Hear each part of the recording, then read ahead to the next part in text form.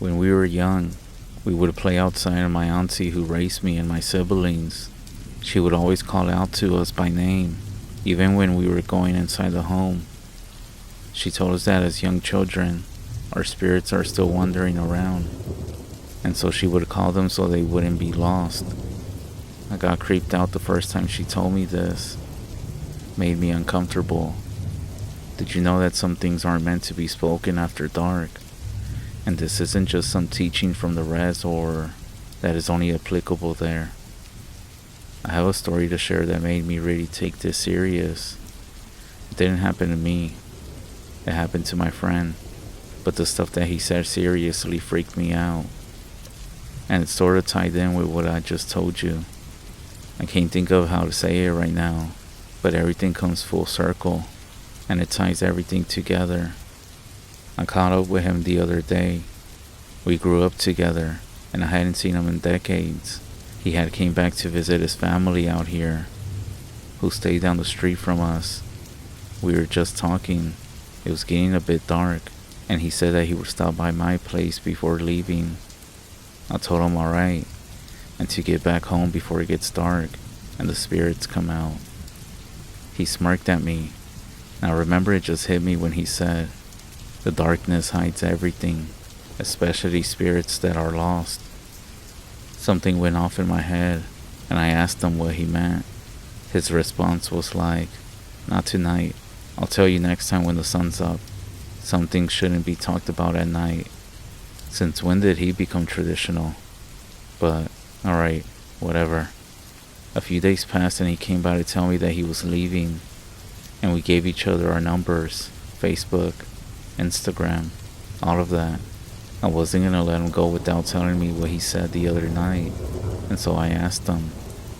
He said that he would always go play outside even when it was dark. He wasn't scared because he didn't know what was out there, besides bears, wolves, mountain lions, and coyotes. His parents weren't always there, and his grandma never told him everything, which is who he had moved with. So one night he was walking back home.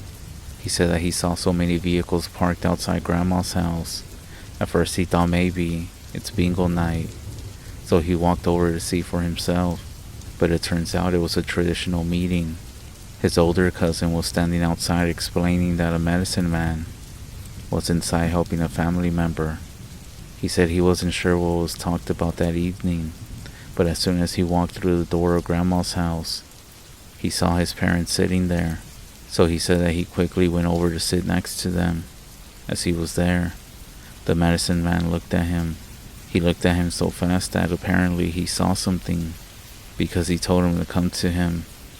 When he did walk over to him, the medicine man told him to turn around. He lifted his shirt. Everyone saw this black face on his lower back. Everyone, including his own parents that were inside Grandma's house, saw everything. That's when the medicine man started praying and started singing. He said that he stood there not knowing what was happening, scared because nobody said anything. After the meeting, he asked his parents on what they saw, and they told him it was an evil face. That's when it made sense to me. I told him the way that I was taught, not to go out and about all night, because there's evil spirits that roam around at night. They can grab you or make you see stuff that isn't natural. Some medicine people can even send some who are evil or non-believers, or maybe an evil one. You see, sometimes during ceremonies, they don't allow people to come inside, or they can't go out. Even inside the ceremonies, men sit on the south side and females on the north side. Like I have always said, you can learn from asking around, but also be mindful of who gives you feedback, because there's a bunch of fakers out there too. Hope all is well, and may all of you walk in harmony.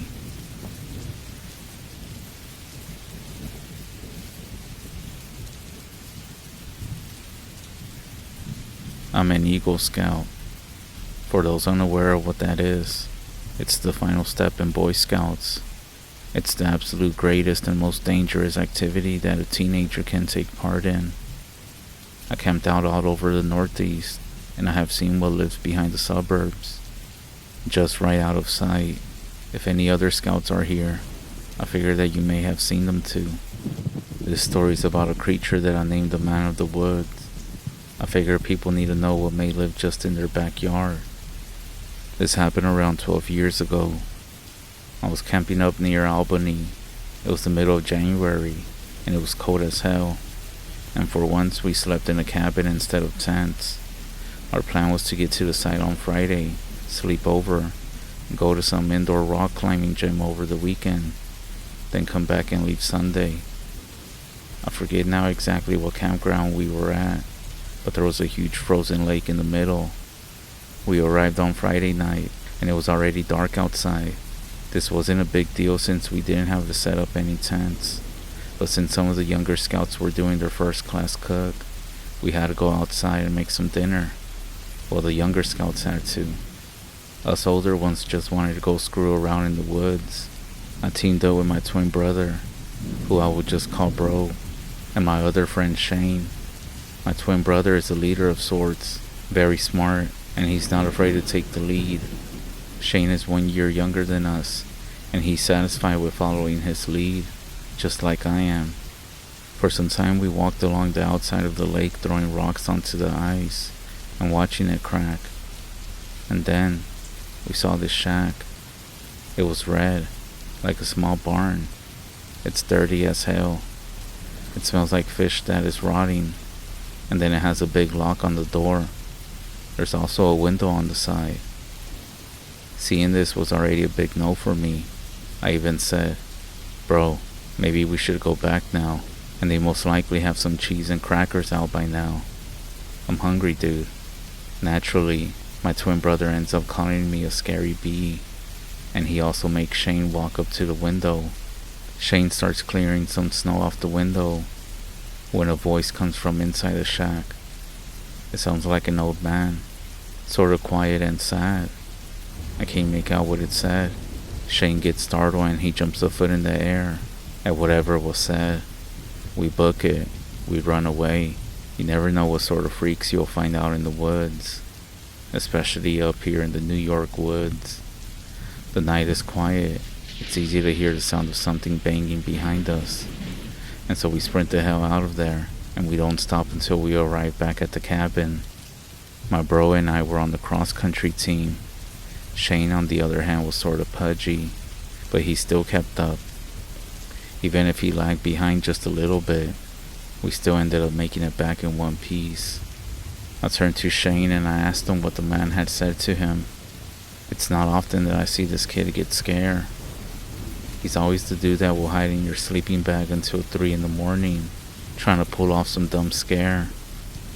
But right now, his face was white, and he looked like he was a second away from having a stroke. Shane wouldn't tell me what he said. He just said something about a crazy hobo. We went inside to tell the scoutmasters what happened, but they just brushed it off as us kids screwing around in someone else's campsite. And that's all there was to it. My bro and I sort of calmed down about it, but Shane, on the other hand, he was still freaked out. Later that night, he ends up waking me up. He's got to go to the bathroom, and the outhouse is outside. Technically, we have to stick with the buddy system rule whenever we go out, but nobody really bothers with it at night. I tell him to screw off, but then he starts talking about the man of the woods. I remember thinking to myself that the way he phrased it sounded really weird, so I got on my boots and I got ready for this terrible freezing journey to the bathroom. The first thing I noticed as soon as I got outside was the cold. The second thing I noticed was the full moon.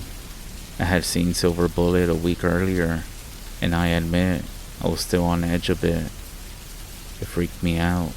Shane then goes into the bathroom, which is about 100 yards away from the cabin, close to the frozen lake, like maybe for draining or something. Shit, I don't know.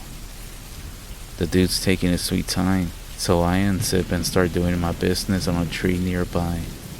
There's no doubt in my mind that if I wasn't ready for what came next, I wouldn't be here typing this out in my room right now. Out of nowhere, I smell rotting fish and I turn to the lake. There's something out there on the ice. It was too far away to make out any real details, but I know it was a human. All that gave it away as being something else. Maybe it was the fact that its limbs were just a little bit too long for its torso. Later on, I would realize that the ice was too thin, and nothing should have been able to walk, let alone run like that on it. But nevertheless, this thing was running straight towards us, about 300 yards away. My survival instinct started kicking in at this point. I started banging on the outhouse door, telling Shane to get the hell out of there. Something was coming our way right now, and we had to get back to the cabin. There's silence in the outhouse. Then, I hear Shane mumble something crazy. I'm staying here. The man of the woods can't come in or out without an invite. Shane, what the fuck are you talking about? I started pounding on the door. Then, Shane said, he knew my fucking name, man. How does he know it? At this point, I decided that this kid has lost it. I bang on the door one last time. I look at this thing, this creature, which is now about the same distance away from me as I am from the cabin. That's when I start running back. I don't stop until I get inside. The smell of rot follows me in. I then wake everyone up. I tell them that something is out there and that it's gonna get Shane. The younger scouts think it's a prank, but the older ones know better. Almost all of them have seen or felt something weird out there in the woods that can't be explained. It's at this moment that I realize that the scoutmasters are not even here. All the vans were gone. Once again, they have left us to either stay in a warm hotel or they passed out at a bar somewhere. Not including Shane. There are 12 scouts here, ranging from 12 to 16 years old. All of us rushed to the window facing the outhouse. The door has been ripped off, and Shane is just standing there, not moving. We put it to a vote and decide that if all 12 of us go outside together, it should be safe. We get out some shovels and kitchen knives as weapons. Personally, I grabbed a can of spray deodorant and my lighter. My bro does the same thing as well. As soon as we got outside, I knew that something was wrong. Could feel this thing looking at us from somewhere, but I didn't exactly know where. Nevertheless, we continued going to the outhouse. Once we got about 20 yards away, 4 of the younger scouts started screaming and running back inside. It wasn't Shane who was in the outhouse. This thing's skin was wrinkled beyond belief and pale. The arms were already skinny and looked kinda elongated. They were covered in these red markings that looked like symbols. Either way, I couldn't recognize them. It seemed to be wearing some sort of clothing, at least what it looked to be at some point. It was hard to tell. It looked like it was gasping for air. Its chest was moving quickly. In fact, the only thing that gave it away as human, or at least used to be human, were the eyes. The eyes seemed to be crying. The thing looked down at our feet, and that made me notice a pair of boot tracks leading off into the woods. These tracks were Shane's. This creature, person, human, or whatever the fuck it was, opened its dry mouth, revealing decaying teeth. Its whole face then seemed to be contracting into this smile, and then, as fast as we could blink, it wasn't standing there anymore. We then heard something shooting through the trees and then going back towards the lake. We all stood there in total shock, none of us saying or doing anything, just in silence, breathing. Eventually, one of the other scouts said, "Shane, where is he?" This seemed to snap us out of whatever trance we were in. We ran back to the cabin as fast as we could, and we started calling the scoutmasters. At first they didn't even believe us, and they would hang up the phone. We called right back after that, screaming at them that they had to come back. We told them that Shane is missing, and there's something out in the woods. By the time they even got back, it was nearly daybreak. At this point, Shane had been missing for hours, and there was no further incident with whatever the hell this thing was. Once they got back, and saw the shape that we were in, and saw that the outhouse door had been ripped off its hinges, and they saw that the boot prints going off into the woods, that's when they finally called the police. After hours of searching the woods nearby and finding nothing, they decided to search the red cabin again. When they went back there, Shane was standing in the cabin with the lock still on the door. When they found him, he wasn't even cold. He seemed to be in some kind of trance until one of the policemen touched him. Then he flipped out and started screaming about the exact thing that we had seen, and how it took him somewhere, and how he didn't know where he was. He was super dehydrated and confused. The rest of the trip was canceled after this, and I didn't exactly talk to Shane a whole lot afterwards. But I heard that he was in a weird trance on and off for weeks, always talking about the man in the woods. About a year later, I did hear about Shane through someone else. They said that he was finally doing well, that he was on several medications, and that he also did a lot of therapy. Another rumor that I heard was that when the police investigated, they had dusted the outhouse for fingerprints. They found Shane's, but they also found another set. A set that belonged to a man who had disappeared in that area back in 1953 at the age of 22.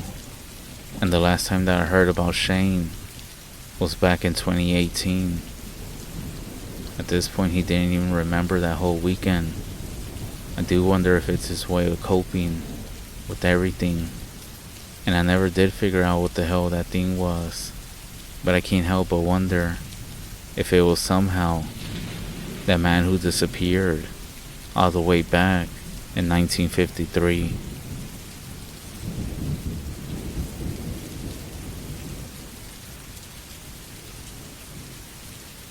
How do you know if you were attacked by an evil spirit, a demon, or something evil? For everybody that's from the res, how can you tell? I never came across a Skinwalker or anybody that practices witchcraft, so I'm not sure how this happened. I'm asking because nobody could ever figure out why it happened to me. You see, I had something happen to me in January, but I don't like telling people about it because it just sounds crazy. My husband was with me when it happened, and he told me that my entire energy and even my eyes changed. My husband and I were doing our typical thing. I was getting my son bathed, and my daughter was relaxing in her baby swing after dinner. As I was bathing my son, randomly, out of nowhere, it felt like time just stopped. I was looking at my son as he faced away from me, playing with his cards in the tub. As I'm looking at my son, it was like an endless loop of him. He was just moving one car up and down, just doing the same thing. As soon as I realized this, I felt paralyzed. Then, all of a sudden, I heard a voice in my head telling me to touch my son. It was so loud inside of my head. All it was saying was, touch his shoulder, over and over, but in a very loud voice. As I was about to, I heard my own voice screaming, don't do it. And when I heard that, I was able to move my body.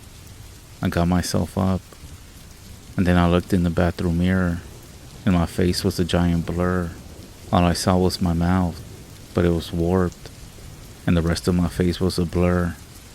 That's when every sound, including the sound of my son in the bathtub, came back to life, I guess. I opened the bathroom door and I went and sat down on the sofa next to my husband. I told him that I felt funny and if he could finish my son's bath.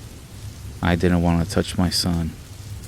At this point, Everything's starting to get blurry, like foggy. My husband then finished bathing my son, and he came and sat next to me. He said I was laying there with my head slumped over, just staring off into space. I don't remember that part, but that's what he told me. I do remember feeling like a big cat or some large animal clawing up my back into my neck, like the back of my neck where your spinal cord is at, and it felt like it got ripped open, and then I felt really hot, to the point where I felt like my body was burning and on fire from the inside out. I got up and all I was saying was, I don't feel good, my brain is on fire. My husband then said that I started taking off my clothes, and I kept telling him that I was on fire. He said my skin was turning pale white, looking like I was freezing cold. As he was trying to sit me down to figure out what was happening, he then said that my eyes were completely blank and emotionless. He said I kept repeating I was on fire. I do remember hearing my own voice in my own head, telling myself to take a breath, and another voice telling me to go hug my kids. I do remember telling my husband to open the door, and the moment that the door opened, I ended up throwing up all over my kitchen. After I puked, I remember feeling like I had just given birth, and then I felt very weak and very cold. What the hell? For the next few months, I was afraid to look in the mirror, and I would only bathe my son during the day. When this happened, I couldn't find anything on the internet related to some sort of incident like this until a few months ago. I'm not gonna say who I talked with or everything that happened, but after a long journey and ceremony, I will say I was given permission to share this. It was some sort of evil spirit. The vomiting was my saving grace. Even though my mind and my senses didn't know what to do, my body itself did know, at least from my own perspective. I was hearing my own voice fighting back. This was basically a spiritual struggle, some sort of presence versus myself. The burning feeling that I got was when it was attaching itself to me, trying to go inside of me. They also told me that every time that I didn't do something out of fear because of what happened that night, I was giving this thing more power and giving my own strength away. Unfortunately, these things are a part of life here. That doesn't mean we have no control. I was also advised to never speak to this thing or engage with it in any sort of way. But also, don't ignore it to the point of denial. And for anyone who might not believe me or doubt it, no, it wasn't some sort of panic attack. I had a panic attack before, and it wasn't anything like this. I forgot to mention that even my husband said that there's another thing that happened that night, and some stuff that I said that he will never share with me. Apparently it's in my best interest. So if you ever find yourself staring at something too long, or if you feel like you are not all there, be careful, pray, and seek help. And be careful when you look into the mirrors. You might not like what looks back at you.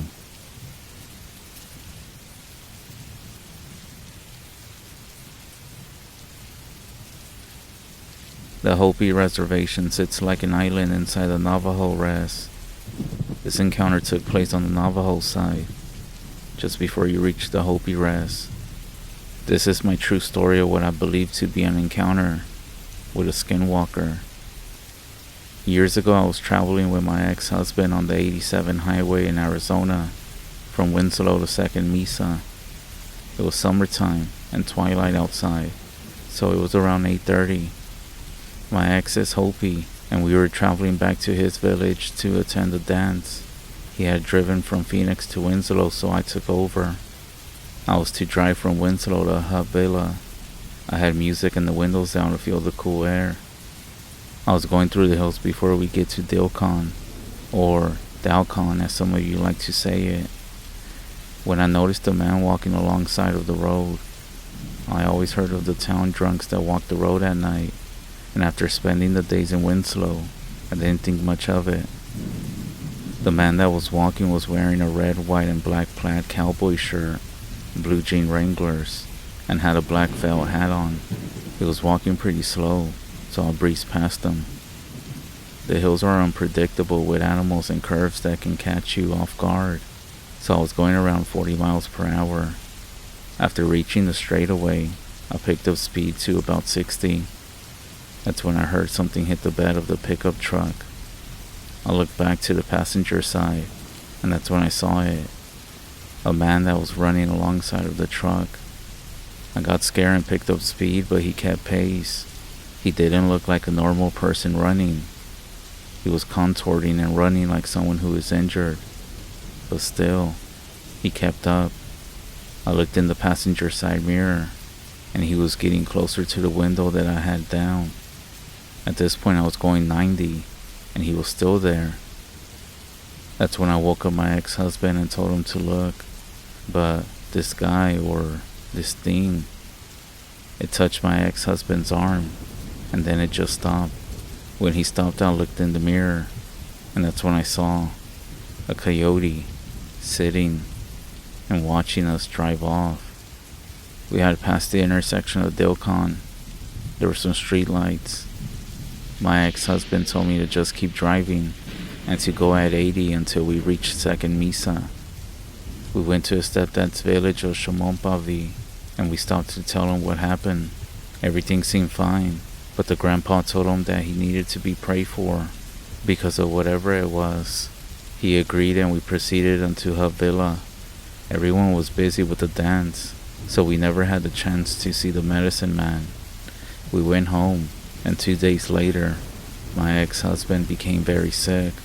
He was throwing up with fevers and body aches. His mom took him back out to Hopi to see the medicine man, and when they arrived, the man was waiting for them. He said he was told that they were coming. He prayed and blessed them, then told him that he made it just in time, that he would have died if they didn't make it when they did. After that, my ex became very weak. He was never the same again. And needless to say, we never took that road after dark again.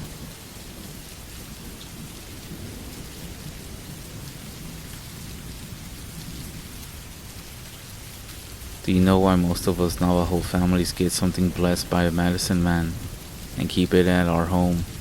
A lot of people keep little Ziploc bags of ashes in the car or in their own room. Well, personally, I don't carry none of this.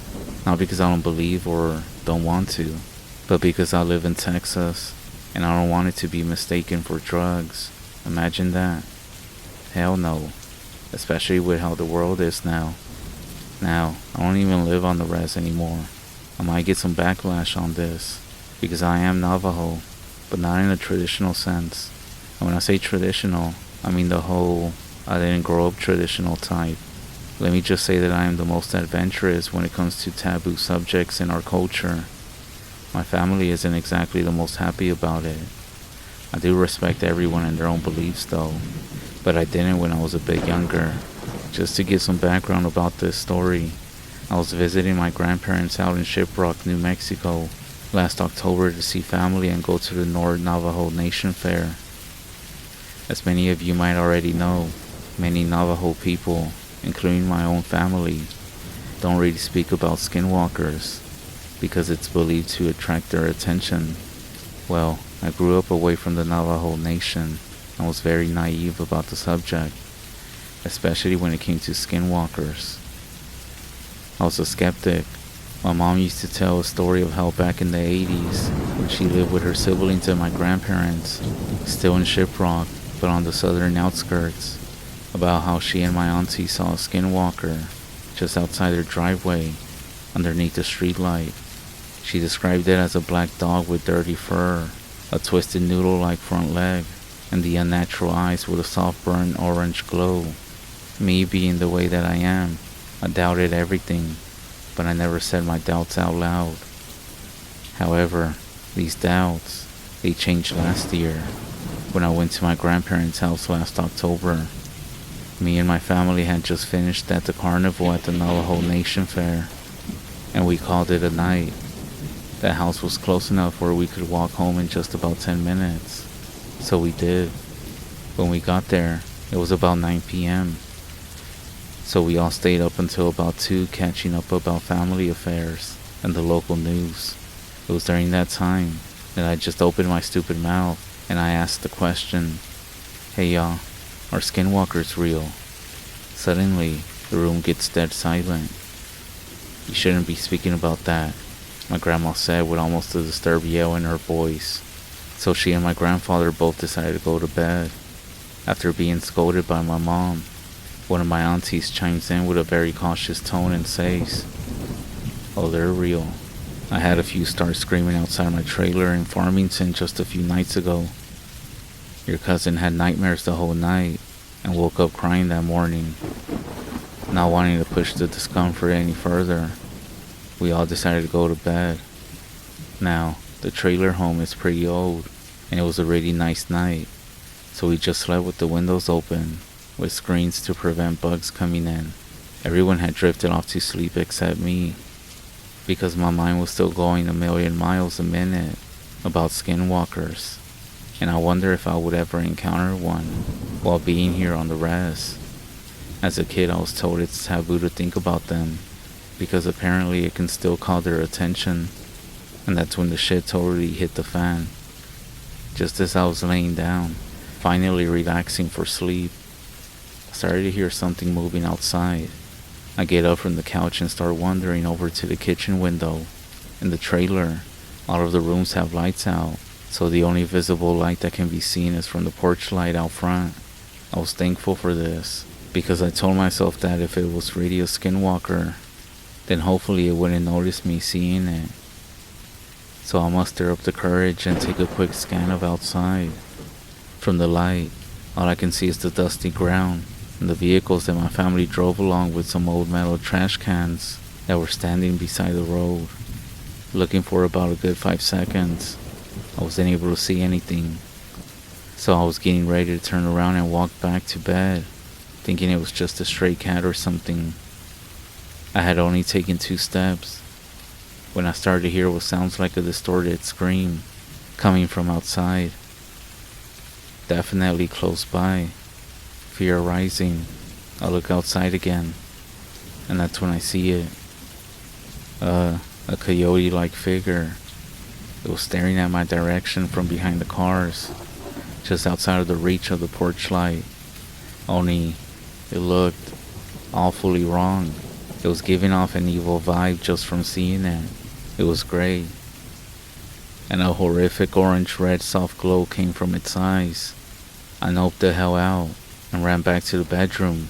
It was at this moment that I also noticed an awful stench in the air. It smelled like rotting meat. I started trying to wake up my mom, who was like, "It's 3 a.m. What do you want?"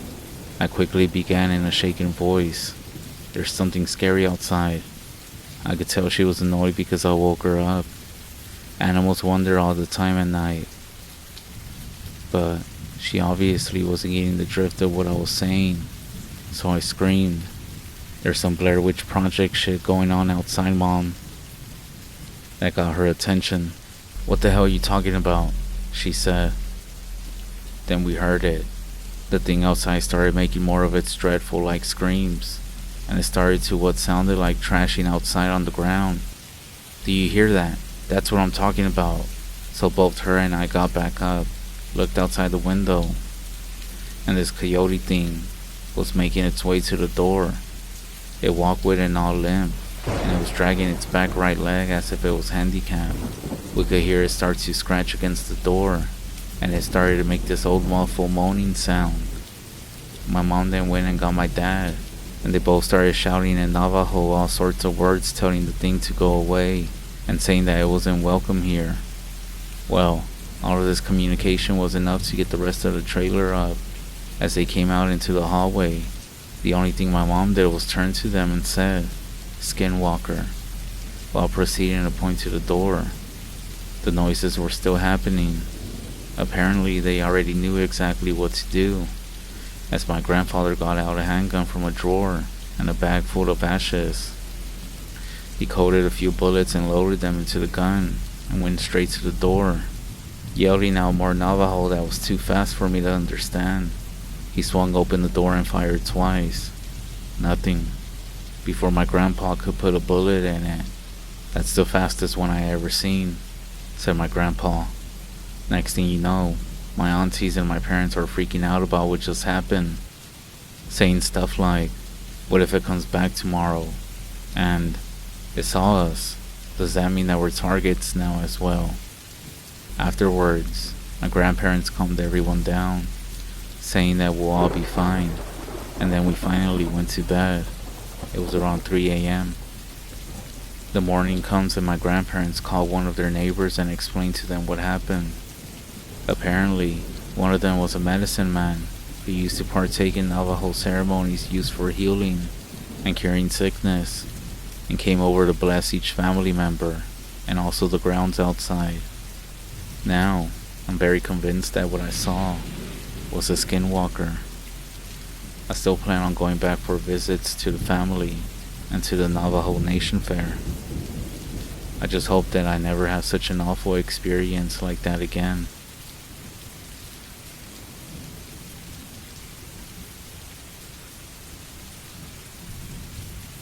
I stayed in a duplex on the res. My next door neighbor talks to herself. Now mind you, she does live alone, and sometimes I hear her talking in different voices and screaming. And trust me, it's not her TV. There's also scratching on the wall between my bedroom and her place.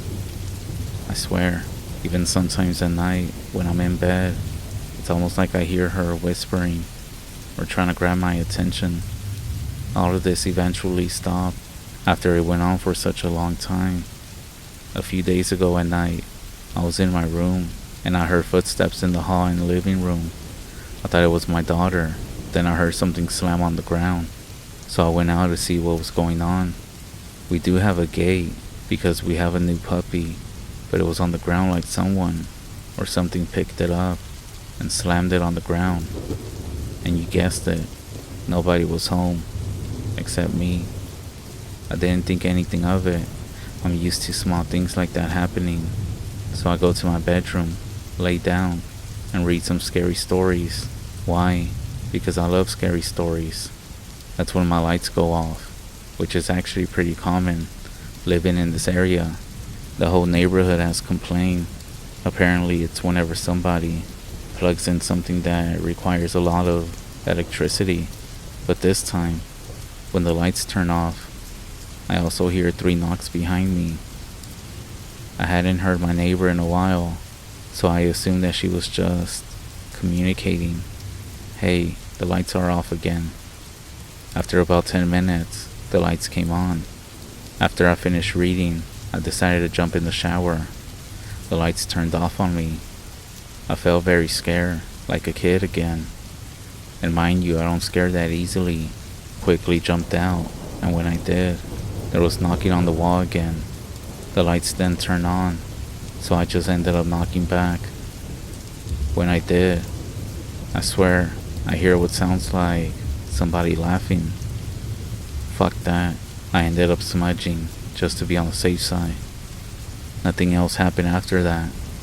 However, my mom woke me up at 3 a.m. She had called me. She said that she saw the tall man last night, the one with the trench coat and the hat, and that he was walking down the street. That's when I told my mom about the neighbor, and she said that maybe that woman is into witchcraft or possessed or something. She told me to smudge and pray and to make plans to leave that house. She also told me not to be scared, that that's what they feed off of. I know it's easier said than done, but it's hard not to be scared. Nothing else happened for the next few days, because I sure as hell wasn't gonna stick around and find out. And we did end up moving the next weekend. So just be safe if you live in a duplex or apartment and you start hearing some noises in between the walls.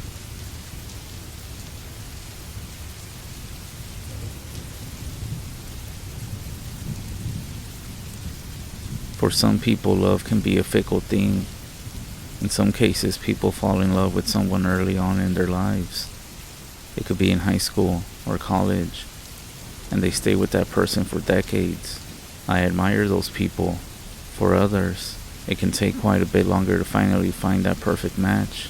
Sadly, some people never seem to succeed in that aspect, though for the most part, by the time that people are ready to settle down and have kids and start a family, they have found that special someone. During my last semester in college, I met somebody. I had arrived to one of my classes a bit too early. Even though the class seemed empty, the door was unlocked. So I figured I'd let myself in and wait for everyone else to get there. When I cracked open the door, I noticed that I wasn't actually the first one. There was somebody else already waiting in the far corner of the room. She glanced over at me when I entered and gave a forced smile in my direction. I returned it and sat in some empty seat nearby. Time went by slowly, and I decided to pass the time by scrolling through my social media on my phone. I glanced over at the girl a few minutes later, and I saw that she happened to be doing the same thing as me. It wasn't long after that I noticed how much time had passed since her and I had been sitting there. I was beginning to wonder where the other students were, as well as the professor. I navigated my phone to my emails and waited for them to update. There was a notification from my professor stating that, due to some unfortunate circumstances, the class was not going to be held today. She must have not seen the email, I thought. I stood up and walked over.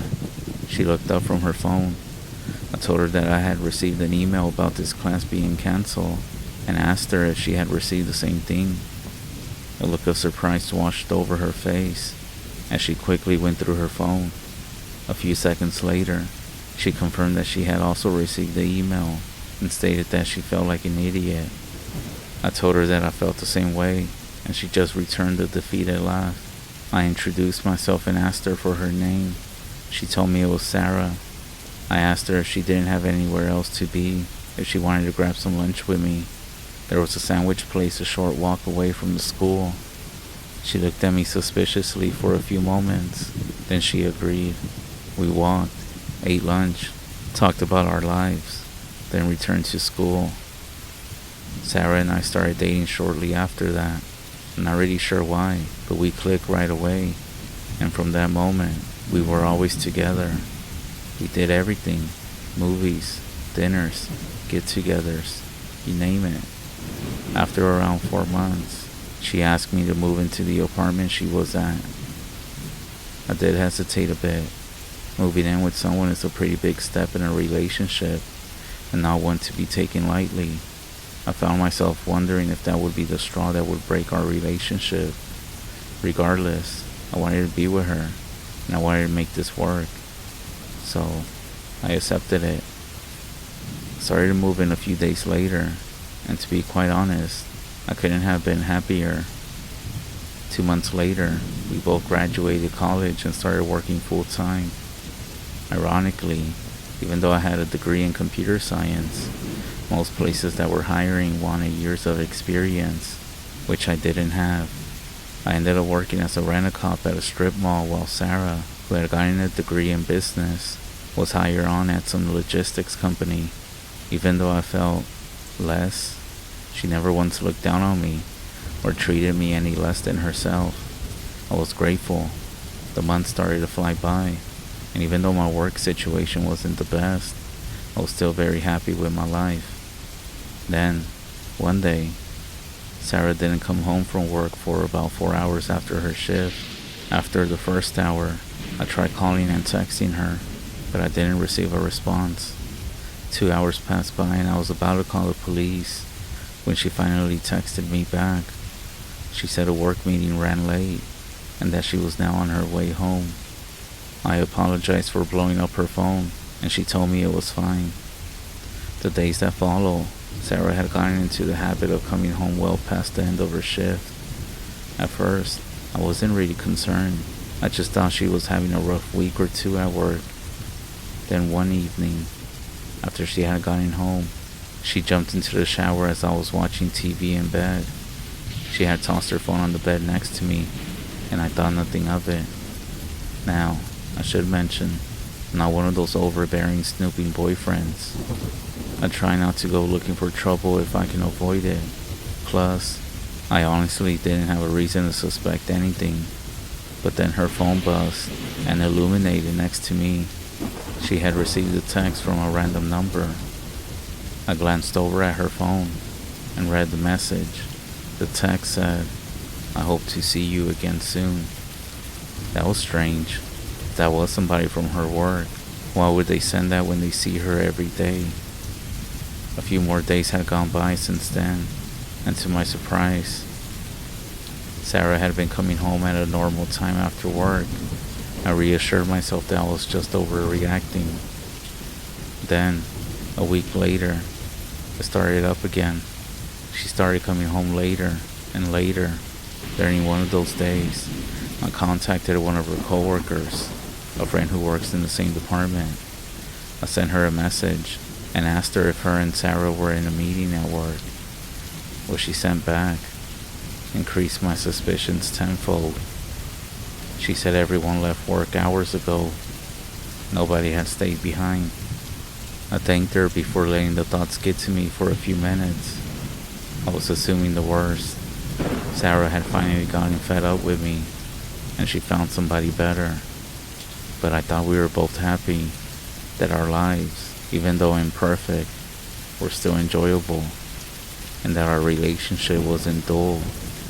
I decided that since I had the following day off work, I was gonna follow Sarah. I wasn't sure what I would do if I actually caught her in the act with somebody else, but I needed to know. I waited outside her work until her shift ended, and slowly but surely, everyone from her office building began pouring out into their cars. Then, I saw Sarah exit. She rushed over to her car, hopped in, and began driving away in the opposite direction of our apartment. I began following her from a distance, trying to make sure that she wouldn't spot me and recognize the car. She had gone onto the highway for around 20 minutes before exiting into the industrial sector of our city. She finally stopped her car near the back of an old worn-down warehouse. Wondering if this was the spot of a romantic meetup, I got out of the car and tiptoed over to the building. After trying unsuccessfully to peek through one of the dirt-covered windows, I spied a nearby fire escape. I climbed the ladder and found the door at the top to be unlocked. I cracked the door slightly, and right away I could hear people speaking inside. I opened it a bit further and stepped onto a catwalk inside the building before quickly shutting the door behind me. I peered over the railing, and what I saw gave me shivers. Sarah was standing near a group of people. They were all wearing a mask of a random animal. Sarah as well, but I could still recognize her by her clothing. A man was wearing the mask of a bear, while saying something that sounded like a prayer. They all joined hands briefly, before two of them broke off and walked to a dark area of the warehouse.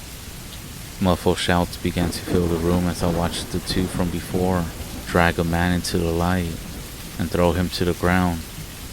The group of disguised individuals all lowered their heads upon the man as he started to beg through his binds. As I leaned in for a closer look, a loose pipe from the catwalk came free and fell to the ground below. The clattering metal rang out, and in one quick motion, all the masked individuals looked up at me. I quickly turned and ran out the door. I slid down the fire escape, falling into the dirt below. I then scrambled to my feet and ran to my car. I sped out the area without even looking back. During the drive home, a million things were going through my head. Who the fuck were those people? Why was Sarah with them? And who was that man? And what were they gonna do to him? I made it home and packed up as much stuff that I could. I decided it would be best to get a hotel room before I try to figure this stuff out. Once I felt safe in the hotel room, I made a random tip to the police about the warehouse, though I'm not sure if they ever found anything, because Sarah contacted me about an hour or two later, telling me that she was home and asking me where I was. I stayed at the hotel for a few days.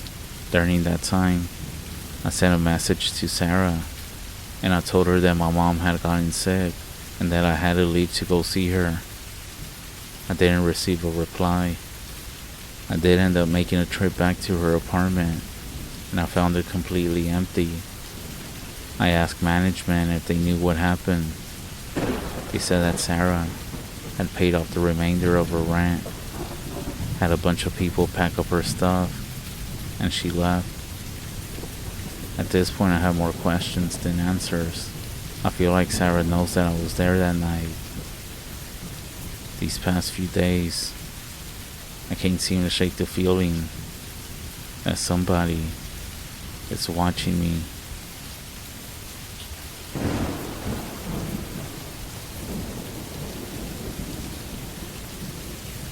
My cousin is a heavy drinker, and he told me that demons are visiting him, and they're also talking to him.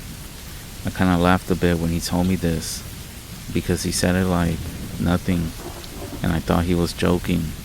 But then he asked me if I wanted to know how they walk. That's when he looked at me dead serious and asked me if I wanted to know. It creeped me out a bit, so I told him no, and to stop drinking so much. I don't know if some of you all will believe this one, but this happened about 3 years ago. I remember it was Saturday night. It was starting to get a bit dark. I was home alone. My mom and dad were busy somewhere doing something. I had nothing to do. I cleaned up my room, the kitchen, basically the whole house. So I texted my cousin. I asked him what he was up to, and he said nothing, that he was just drinking, like always. I told him that he should come by. He said he would pick me up in my uncle's truck. I ended up calling my mom, telling her that I was going to hang out with my cousin. I remember she said to be back before dark. I said alright. Now I do want to say this. At this time, I used to also drink heavy. About 30 minutes later, my cousin picked me up. I got everything that I needed. We drove out towards Toyog because we had nowhere to go. We went on the dirt roads, and I don't know if any one of you know about that old jail that's by those big rocks. We went over there, we parked, and we started drinking. He had a 12-pack of Bud Light and 3 bottles of Jack Daniel's Tennessee Fire. I was sitting on the tailgate, a little bit buzzed. I could feel it. Yeah, we were just casually talking and laughing, having a good time. This is when he asked me if I ever wonder how they walk. I remember laughing, asking who. And he said something along the lines of, the ones who dance and walk. I then looked up at him confused. And that's when I noticed about a mile away, walking behind them, this figure, walking towards us. Now remember, by now it's getting pretty dark, so I figured it was just somebody randomly walking, I guess. I didn't say nothing. I didn't want to seem like I was really drunk, or I would have freaked them out, so I just left it. That's when my cousin said that he was just fucking with me, that they don't happen to walk. It's like those people who see a handprint and claim that it's a ghost. Is it even possible for a ghost to leave footprints? I nodded and just shook my head. Well, he did have a point. This time when I looked up at him, he started semi-dancing, but I also noticed this figure was now closer. I couldn't really distinguish it, but I figured I was just tripping, so I took a shot of the bottle. It was right beside me. When I looked up at him, I scratched my eyes, and this thing was right behind him. I say thing because I swear, everything happened so fast. For a split second, I swear it had the face of a goat. In my head, I was like, what the fuck? Its face was white, but it also had red on it, feathers and stuff. I picked up the bottle and threw it at him. My cousin moved just in time, and I blacked out after I threw the bottle. My face ended up hitting first on the ground. I woke up in the truck with him as we were getting pretty close back home. I had a busted lip and also a bruise on the top of my head. I remember my cousin saying that I couldn't even hang. He told me that I was seeing things, and then I passed out, and that was enough for me. I did stop drinking for about a year. After that, I fell back into the addiction. Even worse, I was with my cousin again, drinking and everything else. We got done partying, then we went to go drop off some girls. After that, we went towards the back roads from Farmington to Shiprock. While he was driving, I dropped my phone on the passenger's floor. I went to pick it up. That's when I found a small pistol. I'm not sure what kind it was. I forgot what he told me, so I picked it up and asked if it was his. He said yes, and he said he was going to show me how it works. He put the bullets in, loaded it. This guy then pulls the trigger to see if the safety was on. It wasn't. 2 shots went close to my head. I bounced back. I told him to pull the fuck over, and I told him what the fuck was he doing, that he almost shot me. He apologized. After that, we went back to Shiprock, and he dropped me off. It was crazy. Looking back, he was going deeper down this path. I was angry at the shit that he pulled, and I didn't even want to talk to him for a while. I found out the next few days that he had committed suicide. I had to deal with the guilt that maybe I had caused it, but after talking and some therapy as well, I realized that it wasn't me, and that maybe he was facing something else, battling something else from all the drinking. Personally, that's why I just don't drink anymore. If you need a drink to have fun, you should evaluate yourself. Maybe there's some bigger issues going on. I've been on this road of recovery for a while now, and it hasn't been easy, and I have been tempted. But I guess this is part of the process. All I know is that this path is better than the road that I was going down. Do y'all think my cousin was dealing with something else? Or maybe something was after him?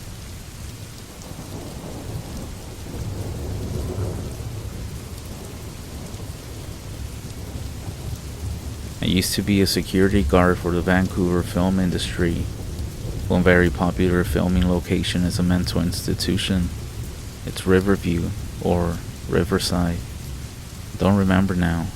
Anyways, you seen this place in Untold Stories, Deadpool 2, and the orphanage part in Grave Encounters, movies like that. The thing is, all the places in Grave Encounters are basically just like the movie. There's literally a long dark underground tunnel that they would use to transport patients, supplies, and other stuff when the place was active. It's actually super creepy, and just as creepy as it is in the movie. Also, a side note, it was where hydroshock therapy was developed in Canada, and they were using it on veterans from one of the wars.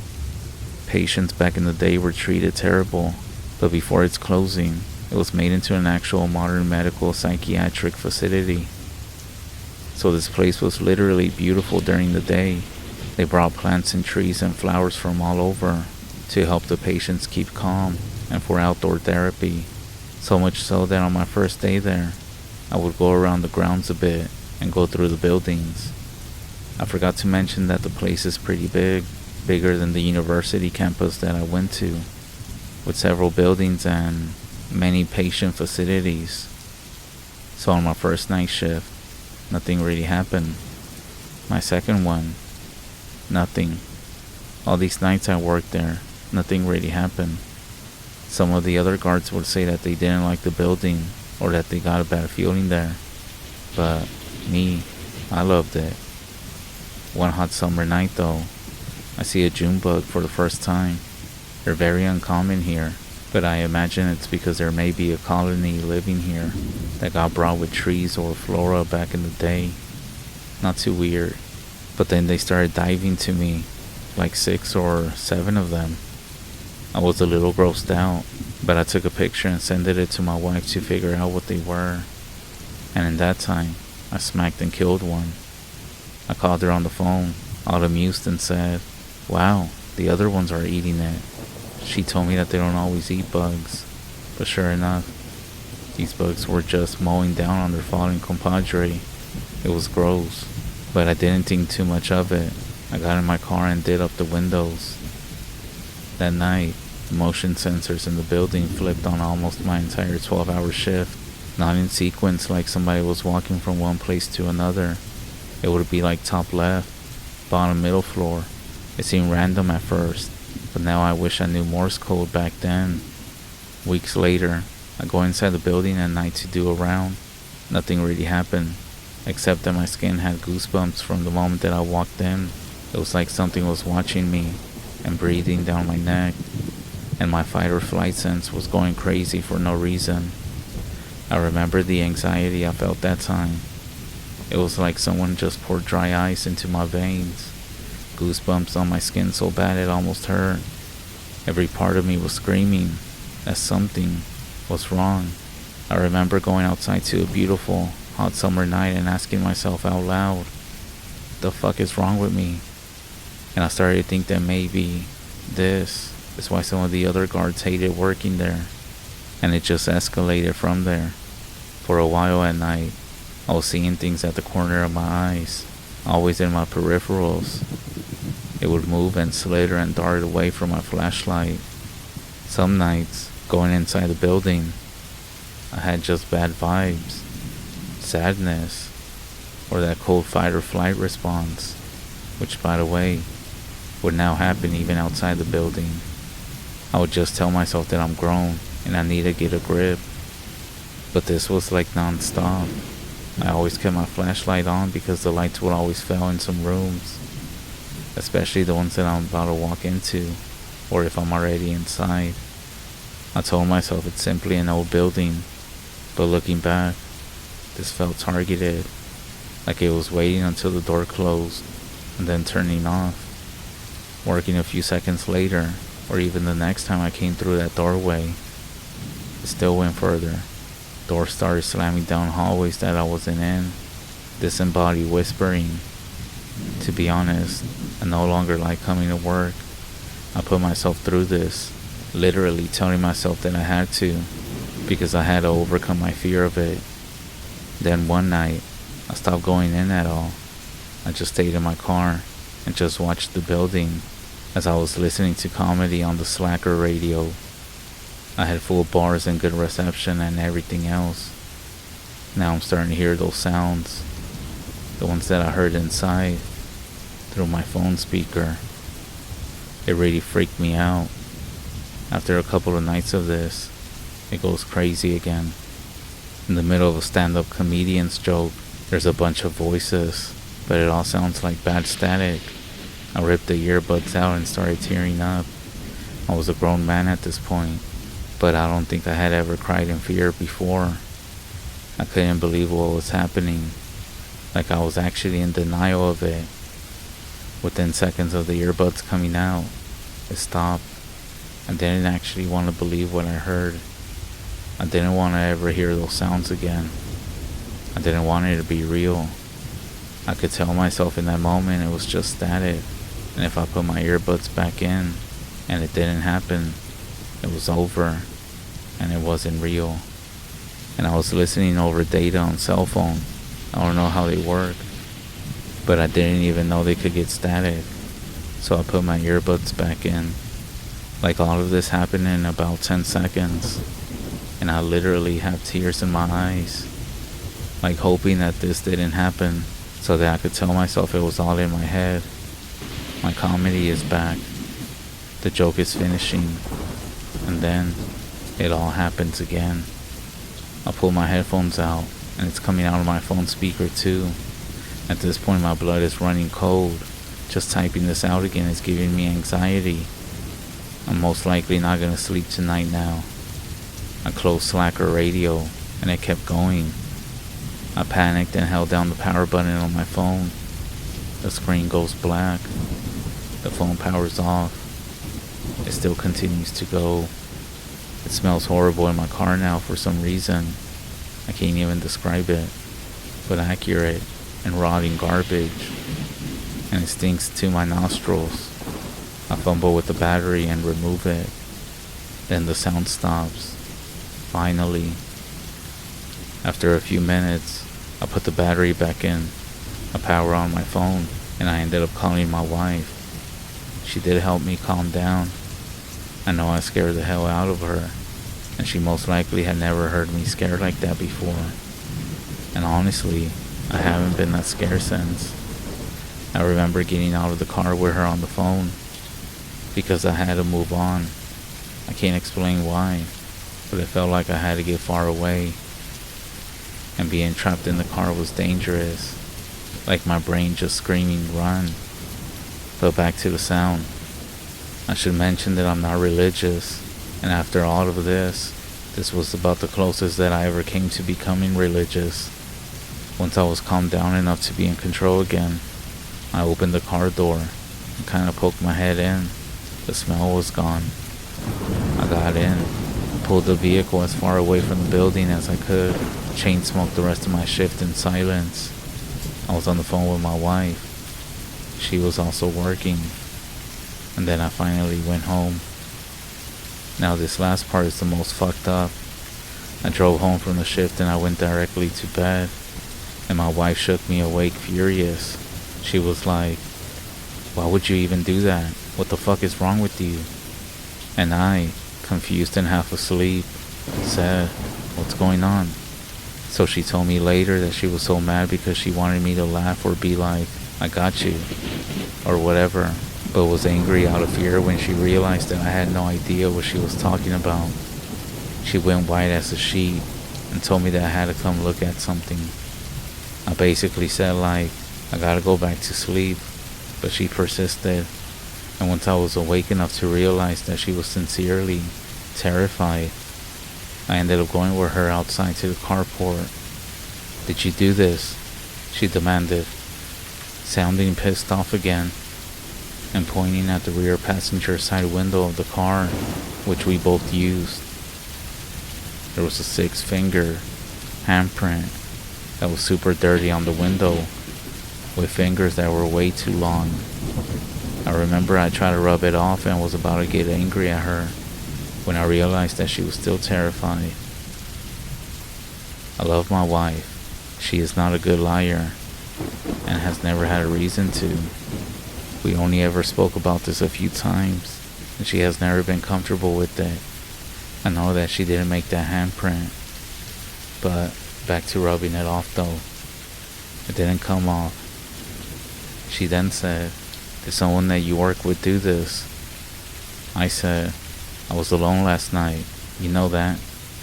While she was basically demanding that I admit to making the creepy ass handprint, that's when I realized the handprint was inside the car. Something put its hand on the window from behind me. While inside of my car, I had a mini panic attack again, just imagining what the hell would leave something like that. We cleaned it off, and the paper towel smelled like sewage, rotting garbage. And at this point, I couldn't leave it in the garbage.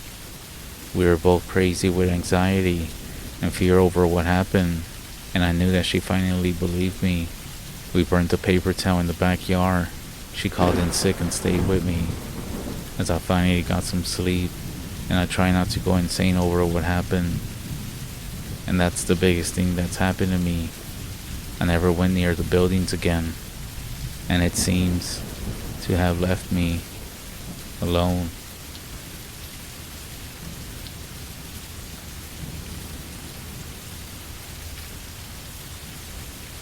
I'm Navajo and part Mandan Hidatsa, Dakota natives for those who don't know. I live in Utah.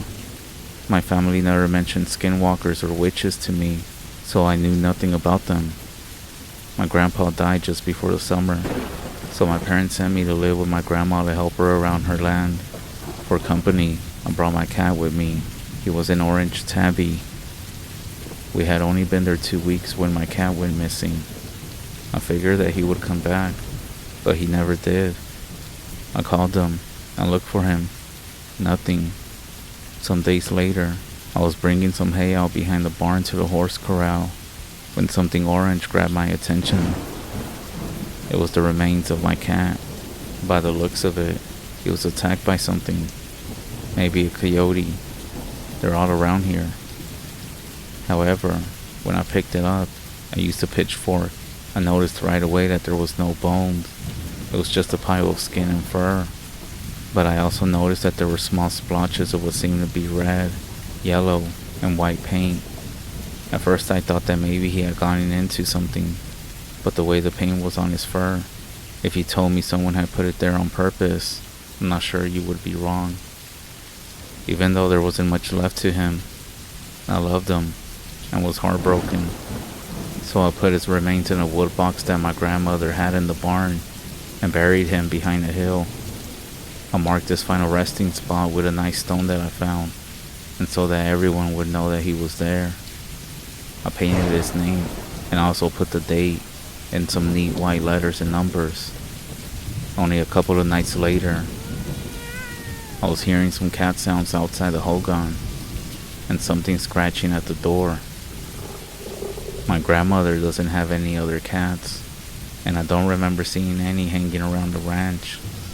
I go over and open the door, or at least look out, and every time that I do, there's nothing. After a couple of nights of this, I decided that in the morning I'll go check on my cat's grave. When I got out to the hill, I saw that the stone was still in place, and nothing looked disturbed, but something told me it wasn't right.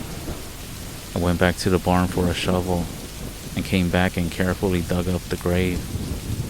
I removed the box, and before I opened it up, I ended up saying a little prayer. When I took off the lid, you can imagine my surprise when his fur and skin were gone, and instead, the box contained his bones. At least, I assumed they were his. I couldn't believe it. I know for a fact that when I buried that box, it was with fur and skin, and not a bone in sight. I wish I could say that this incident was the only strange thing that I experienced while living there. Now that I have talked to several people, basically I learned that skinwalkers communicate with spirits, and from these spirits, they obtain the ability to work spells and dark magic, offering up to these spirits the soul of animals, which is often the price for their assistance. Depending on the influence and power of the spirit, small animals such as rabbits or squirrels may be sufficient. Sometimes, other more powerful spirits require more powerful souls. As far as skinwalkers go, I'm not saying that one of them was involved, but I'd rather just leave all of that alone. Don't seek them out, and they won't come looking for you.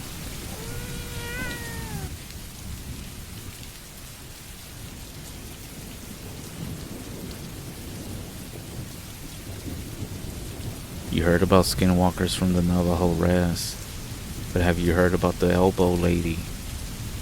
My dad used to tell me about her. We are from Oklahoma, and he says that the elbow lady lives in the forest in Stillwell, Oklahoma.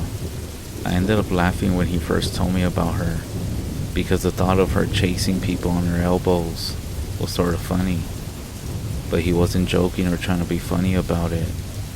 He told me that he was told that she's actually a witch who practiced bad medicine, and she was cursed. Other people say that she's an evil spirit. Basically, people have encountered her in the woods. She has no feet, no hands, so she uses her elbows to get close to people, to quote-unquote walk, crawl, or whatever. My dad told me that him and his two buddies, they went hunting one day, and they came across her when they were on their way back home at night. At least he said it was her. He said they were just walking, chit-chatting, when they started hearing some cracking, scraping sounds.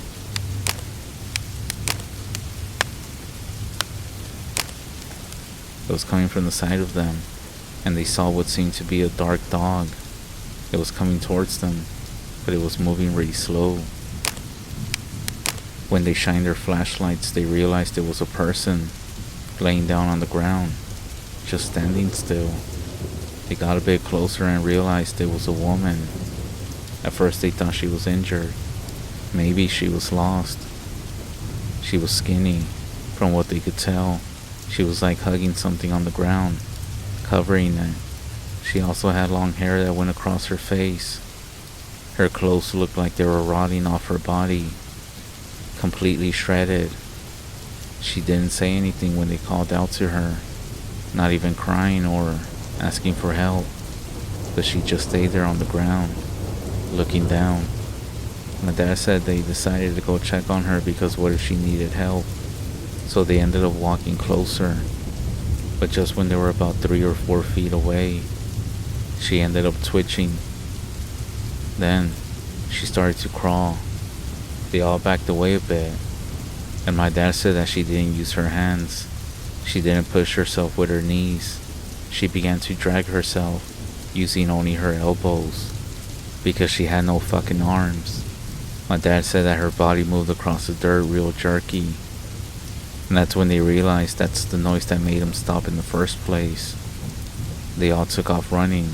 As they did, my dad said not to look back because they kept hearing those sounds all around them. They eventually made it out the woods and debated about what to do. They ended up dialing emergency services as soon as they made it back into town, and they all went with a search party the next day, but they couldn't find anybody or anything. As time went on, people kept talking about how they would see a random figure, or someone would say that they went into the woods and they would claim to see a woman who needed help. Others even say that similar to the Skinwalker and other things, she is drawn to those who give her attention, but mainly you can tell she's around when you start to hear those sounds. Apparently an elder told my dad that she appears in dreams before showing up in person. This is actually the only time that I ever heard about the elbow lady. Has anybody else heard about her? Obviously she can't be human, because no person could live like that out there. I'm not sure though. What do you all think?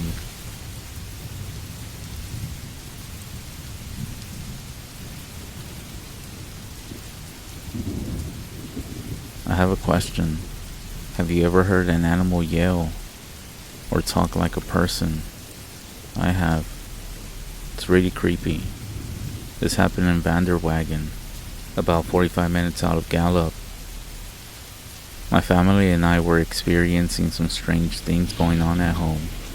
We lived in a trailer home with my mom and grandma, and we also had a dog who stayed in the living room.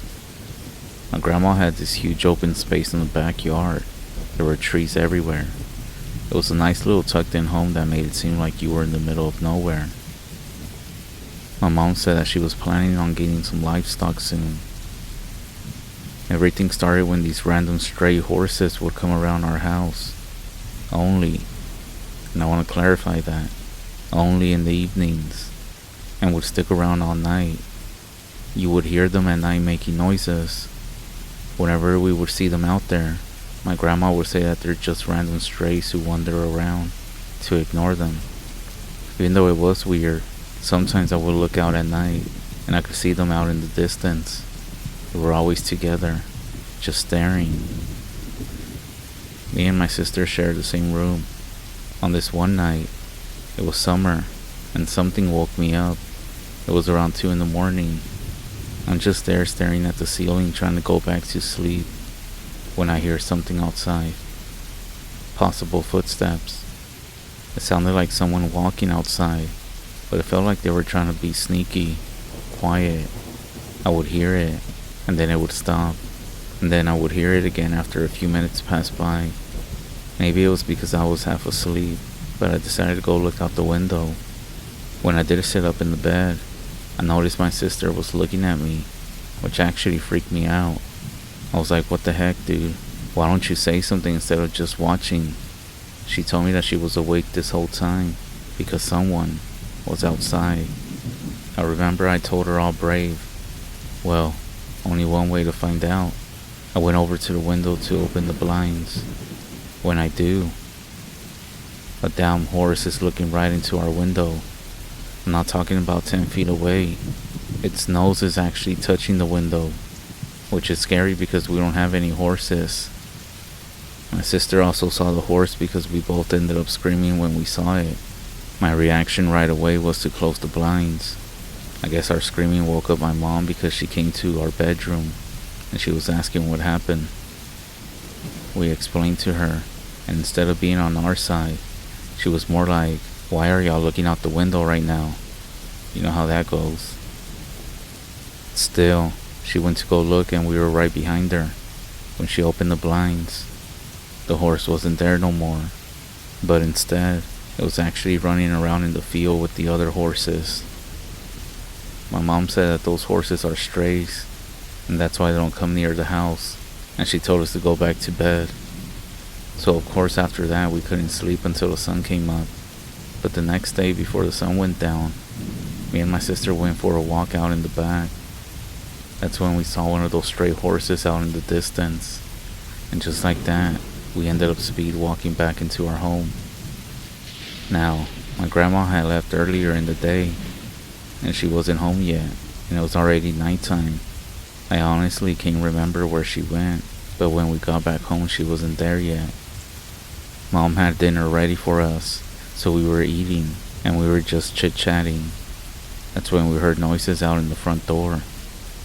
I thought that was Grandma, so me and my sister both got up to go help her come in. When we went outside, it was Grandma who was getting dropped off. We left the door open, and my grandma was coming up to the door, and I remember she said something about, "Watch the dog, better not go near those horses."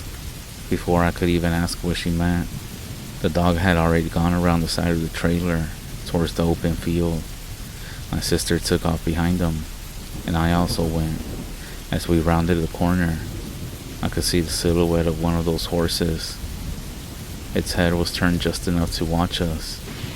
My stomach dropped and me and my sister both stood still. Our dog, however, ran towards it. That's when it happened. It locked its jaws onto the horse's side. That's when I heard it. It sounded like a man was yelling. And not just a shout. It sounded like one of those angry shouts. Somehow the horse kicked and started galloping and trying to shake off the dog. When it did, it took off and our dog ran back. Me and my sister also ran back inside our home. We shut the door behind us. I told my mom and grandma what happened, and my sister backed me up. My mom simply said something like, "We're gonna have to keep the dog tied up, especially when the door opens from now on." My grandma, on the other hand, she said something like, "Y'all don't listen, huh?" That was it. That same night, I think this horse, or whatever it was, maybe a spirit, we could hear scratching on the outside, on the wall itself, and at some point, we could hear what sounded like someone talking outside. I remember I even slept in the same bed with my sister that night. There's a lot more things that happen around that area. It would be too much to write down. I believe there was some crazy shit going on around there. I'll leave you with this though. I did find it a bit strange that my mom and grandma had some sort of fallout, and so we ended up moving about a month after all of this happened.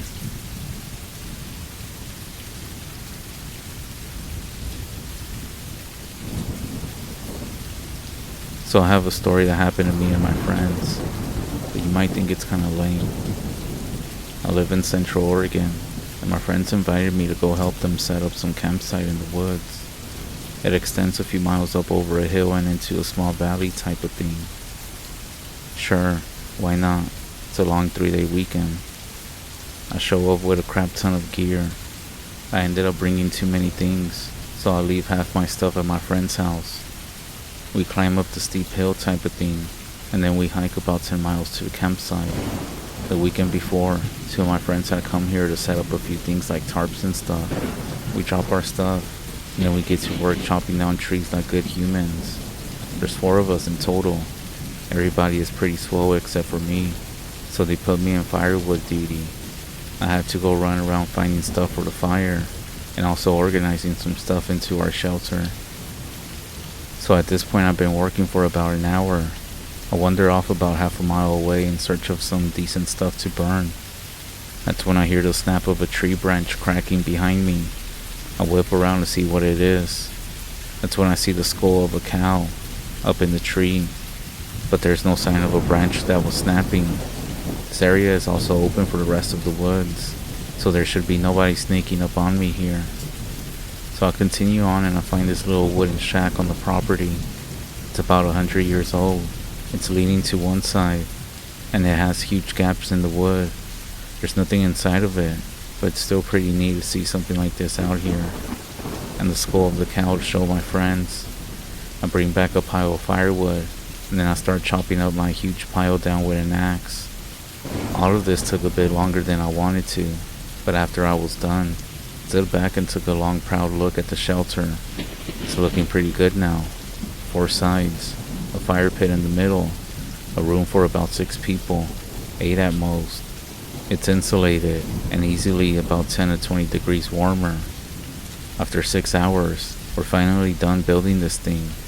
We got a fire going, and we start making our delicious sandwiches full of meat and cheese. We talk about school stuff.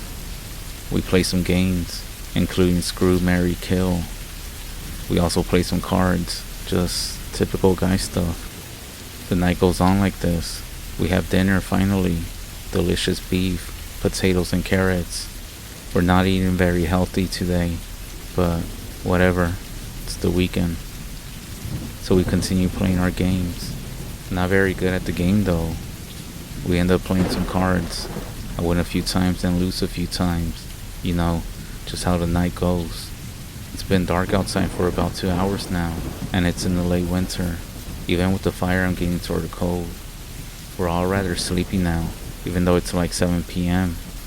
Now, this is weird. We shouldn't be this sleepy. I'll start to think that somebody within our group drugged us, or something. But I fall asleep in my bag along with the other 3. At some point in the night, I wake up to the sound of a coyote and a dead fire. I throw some stuff on it, and I try to perform fire CPR. It eventually flares up again, and it raised the temperature by about 1,000,000 degrees on the inside of the shelter. I'm still wondering why we're so sleepy. Maybe it was just the work that we put into it. I'm not sure. Everyone else is still asleep at this point.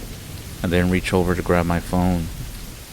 I want to see what one of my friends texted me, but my phone is dead. I'm pretty sure I went to sleep with 2 bars and had it turned off. And I think, oh well, unreliable smartphones from 2015. I then realized that I had to go pee, and it's like the worst it's ever been in my life. I'm kinda scared to go to the woods, thanks to all those stories that I have read.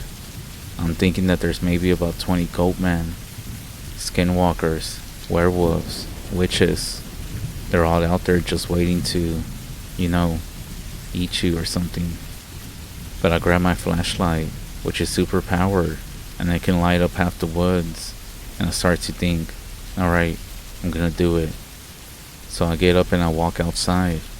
I shine the flashlight, and that's when I see it. Eyes or something, just beyond the range of my flashlight. I trip and fall on my friend's face, and he wakes up screaming. He then wakes up the other 2 as well. He's pissed off at me. Looking back, maybe he thought I was trying to do something to him. Anyways, I say that I'm sorry, and that I just saw something outside, and it scared me. My friend says that's most likely a deer or something. Again, I apologize. My other 2 friends, though, are still kinda half awake, but eventually all 3 go back to bed. I still have the feeling to go pee, so once again, I'll run outside, even though by now I ended up risking some pretty bad bladder damage. I have my flashlight in one hand, and I'll start unzipping my pants with the other. I'm spinning around in circles like a paranoid idiot, and I ended up spraying everywhere. So I feel like I can't have my back against anything, or anybody. So I'm looking around at every detail as I swing the light around, looking for a sign of anything. And then I think to myself, I really am scared. Been like a minute and a half now. When is this pee gonna stop? Finally, I finish my business, and once again, I hear a branch snapping behind me. That's when I book it back to the shelter without even zipping my pants up. I'm running, and the light is now flashing everywhere. I dive into the shelter to hide from whatever is out there. I don't feel very safe with that huge opening in the front. It doesn't help that we actually nicknamed the shelter the Alamo. So anyways, I'm shivering in fear in my sleeping bag, and I have a metal baseball bat and a knife at my side. But I sit there for about 10 minutes, and eventually I calm down. My phone is dead, so I'm just there laying down, wishing that I was back home. I tried thinking about happy thoughts, and after about 5 or 10 minutes, I hear it, a drum beat. It's really far away, but I swear it was a drum. I hear it again about a minute later. Even to this day I still have nightmares about it. I then start to think, my friends had to hear that one. And sure enough, one of them is half awake now. My friend shakes the other two awake, and I tell him not to say anything. We all sit there just quiet, listening. A minute or two later we hear the drum beat. I whisper over to them, "This is not fucking good." My life expectancy is dropping by the second. We all grab our knives and stuff to defend ourselves. We didn't think about putting out the fire, but by this point they most likely already know that we're here, and maybe we can burn them or something. I don't fucking know. My friend is trying to find his phone so that he can call the police to come retrieve our dead bodies. We're hiding in the corners of the shelter, ready to stab whoever or whatever the fuck is out there. The drum beat starts to go faster, and we're counting now. It's 15 seconds faster, and it's also getting closer. I then see a light through the opening. A torch. It's over the ridge. It stops getting closer. We debate on getting up and just trying to run the 10 miles or whatever it was to his home. And just as the drum is beating every other second, there's movement on the ridge. A figure walks up, backlit by the torchlight. It stands there for a long time, and then it bends down and seems to put a box on the ground, turns around and walks away, and then the torch goes out. What the fuck just happened? The drum beat picks up again, but at a very slow pace and getting further and further away. The original plan was to stay another night, but because of these events, we decided against it. We packed everything up and just sat up waiting until the sun was rising. One of our friends reminds us of the box. We are already scared, but curious. We walk over to the box that the man dropped. As we approached it, there is a nasty smell. I climb up over the ridge and we see it. There's some sort of decomposing animal head. It looks like a coyote. Attached to the stake is a sign. It says something along the lines of, "This is our land. Do not pass within the boundaries that we have set down. Do not go into the valley. You may set up camp anywhere you wish on these lands, but not in this small valley. Never come back." That's when we think, that's pretty scary. So we start fast walking back home. The sun's trying to rise a bit more.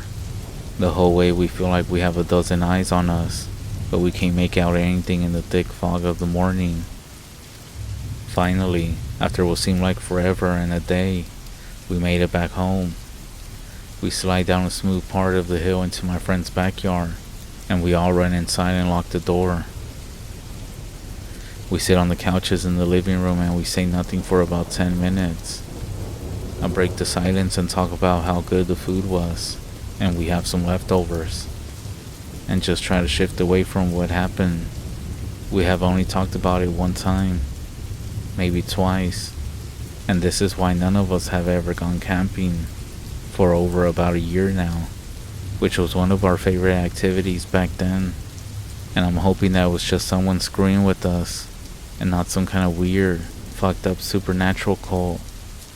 Either way, it was scary.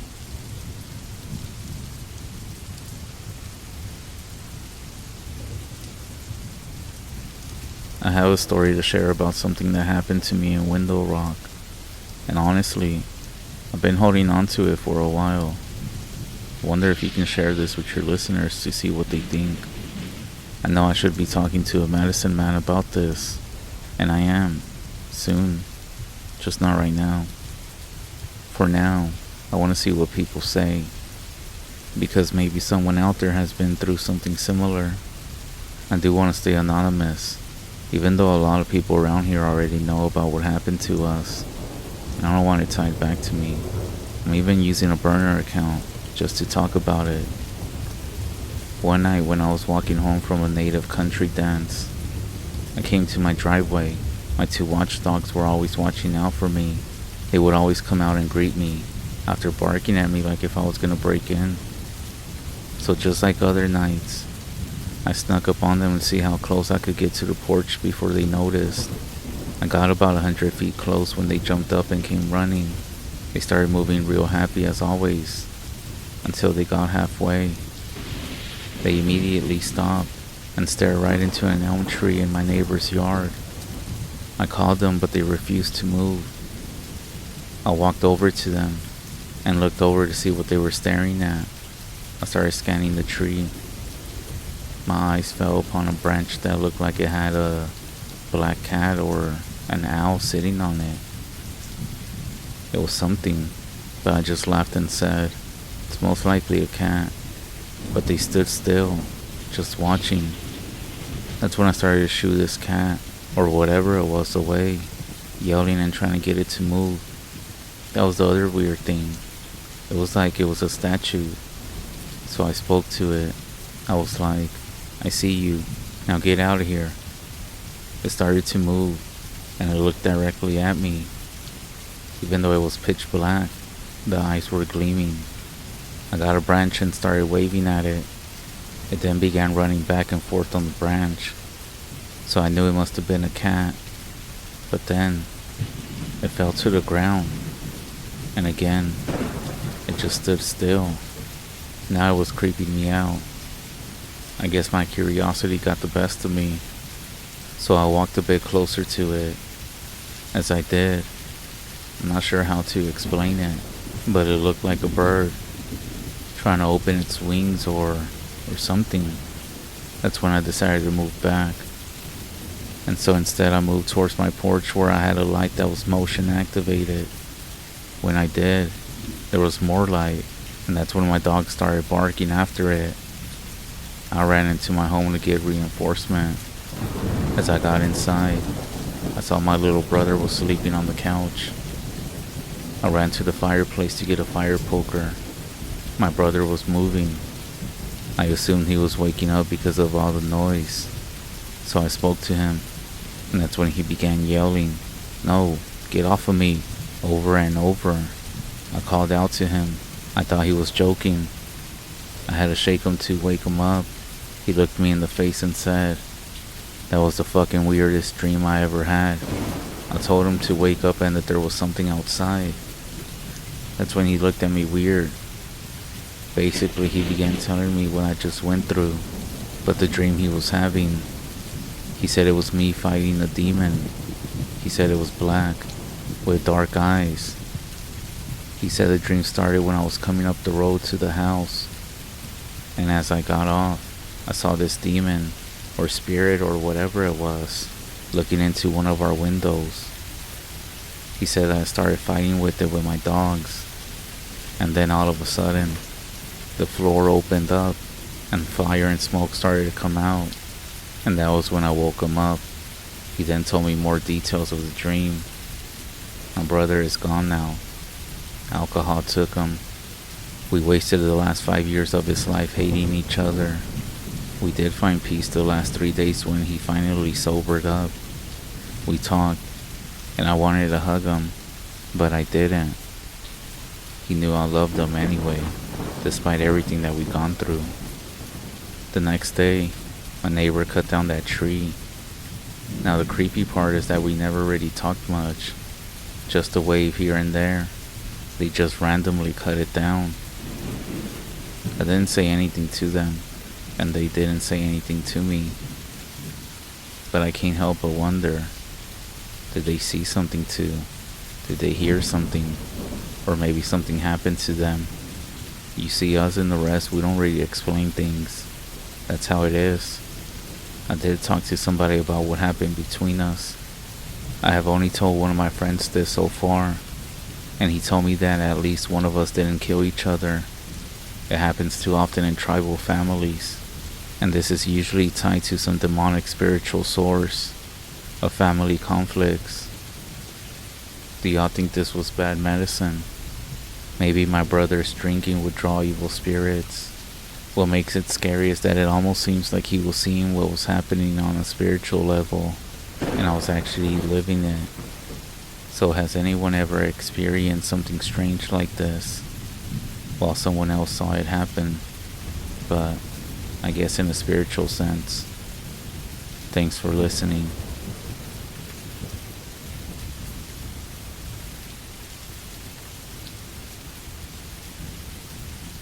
I'm from Michigan, but I love Appalachia. The mountains are in my blood, not to mention it's the most beautiful place on earth. My grandfather and many generations of my family before him are from West Virginia. Anyways, the story doesn't really take place in Appalachia, but it could have ended there.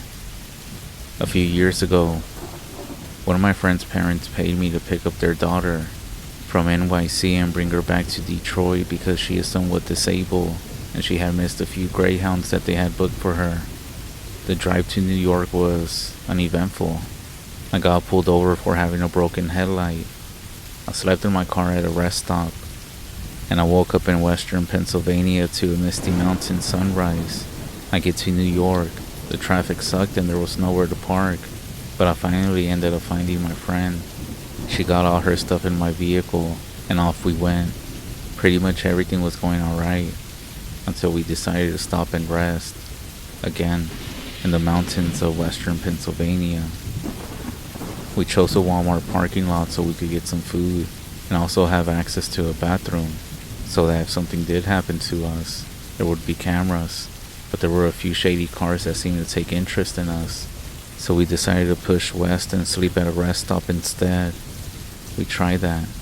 When we got there, we had some snacks and just BS'd until nighttime, so we could safely go to sleep. But then I noticed something. There was a car sitting in the rest stop that looked very similar to one of those shady cars we had seen earlier.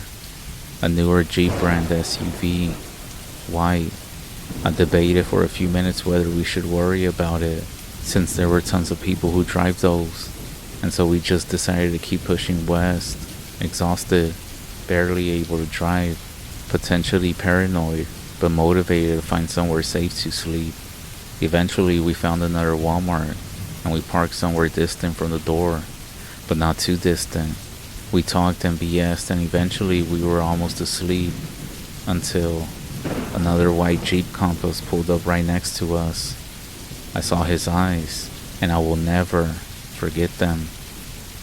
I ended up slamming the transmission from park to drive, and I fucking floored it heading straight for the highway. We flew through the mountains, but couldn't lose the brand new Jeep on the highway. Eventually, we decided to get off and try to lose him by zigzagging and changing roads, heading southwest instead. After daybreak, we found ourselves in a small town with a busy Wendy's, or McDonald's or something, where we finally got some sleep. That night, I was paranoid as hell. I mean, can you blame us? We were followed for about 100 miles. It was the most terrifying thing to have ever happened to me in the mountains so far.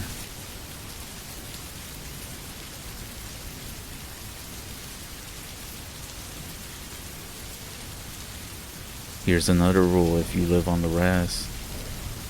I heard about covering mirrors and them being portals.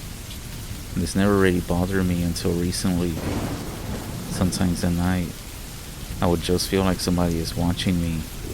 My dresser does have a mirror, but now I just cover it. Maybe it's because of all the research and questions that I have been asking about them. In my tribe, there's 2 rules about mirrors. 1, we don't let our babies look into them until they're about a year. They can see things in them that we can't. No toys or anything that have mirrors for babies. And number 2, never have mirrors facing one another.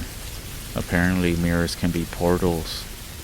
I mean, for centuries, they cover them at wakes and funerals, so that the spirits of those who passed on will not get lost in them. Did anybody else grow up with this? about covering your mirrors at night. I can hear the pushback. A lot of indigenous people who wear regalia have mirrors on their outfits. I was told by an elder that when you have a mirror on you, it reflects bad energy, bad feelings, or bad thoughts about you in case someone is trying to do something. That's why a lot of hand game players wear medallions, earrings with mirrors on them, in order to reflect the bad medicine off, especially at powwows and the dances. I even heard that some people try to put love medicine on the women. That's why their outfits have a lot of mirrors. I asked my friend if she ever had a bad experience with them. She did say that one time. This happened in the city. She had mirrors at her front and back doors, so that nothing would follow her. She said after a few months, she found both of them broken. You know what's strange also? The movies that you go see. Not that I have digged into any of that, but I have noticed that whenever some evil, witchcraft, or anything with black magic is being done, why do you think mirrors are always used? Or why do you think people who practice witchcraft have a lot of mirrors in their house? What about y'all? What rules have you heard about them? I'll tell you the same thing an elder told me. If you do have mirrors in your house, cover them before you go to sleep tonight.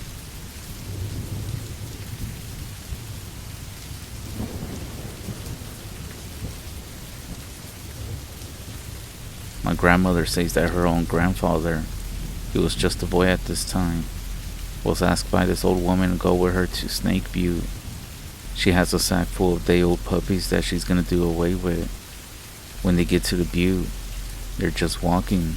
The old woman tells her grandfather to wait by this huge boulder. She tells him that he is to wait for her no matter how long it takes.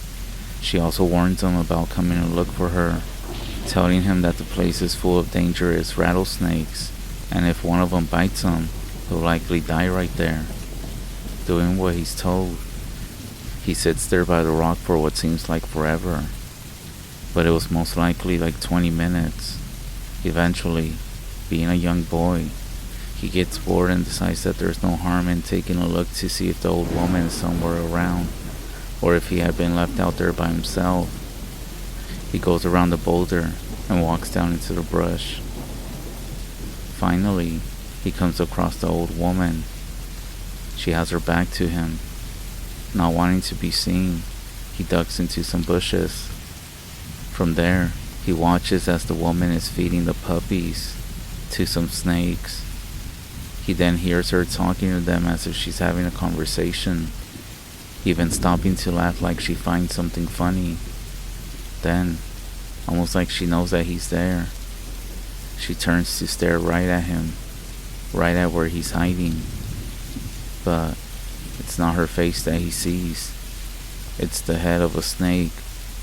And just like that, she swallows down one of those puppies. My grandmother says that he got so scared by what he saw, he turns and runs the 3 miles all the way back to his house without stopping. He never went near that old lady again, and she never said anything to him about it.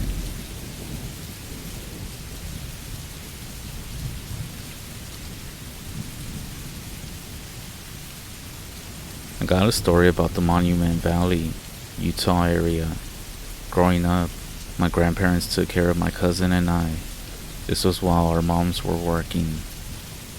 Compared to our moms and uncles, we were spoiled. They told us stories of things they never mentioned to their own kids.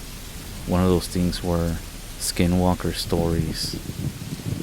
My cousin and I would pester them until they gave in and told us of their experiences.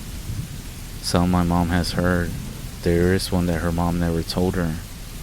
My grandma said that one time when she was younger, she was sleeping with her family in their hogan. I remember she said it happened at the darkest point at night, when the moon sets and the sun won't begin to rise for a few hours. At first, the dogs began to bark and howl like they were going crazy. Inside, she said the whole family began to hear scratching at the door and loud banging noises all around the hogan. After everyone tried to ignore it, as we were all told to do when something like this happens.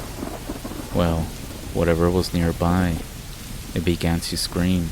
It sounded like a woman screaming, my grandma said.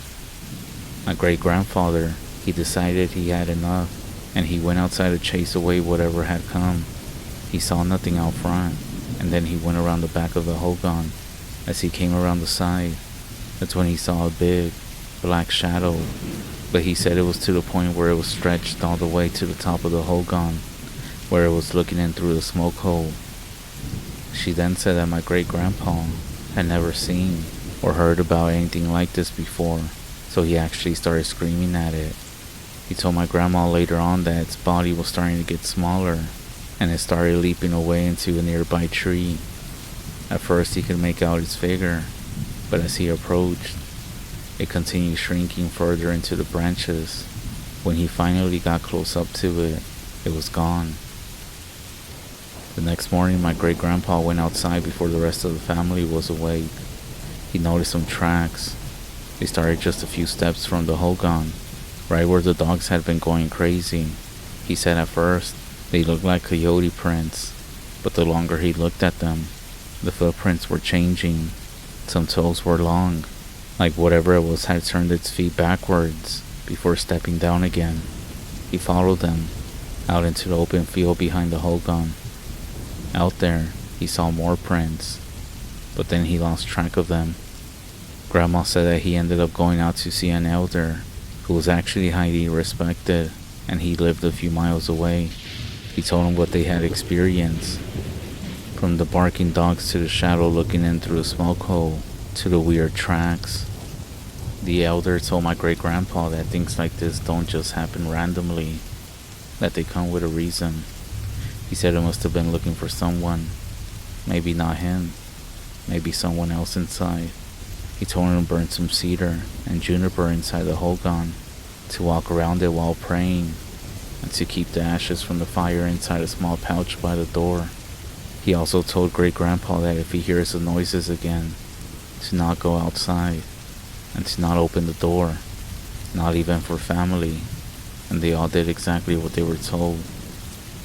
A few weeks later, when the family was sleeping, the dog started to bark again, but then, all of a sudden, just stopped.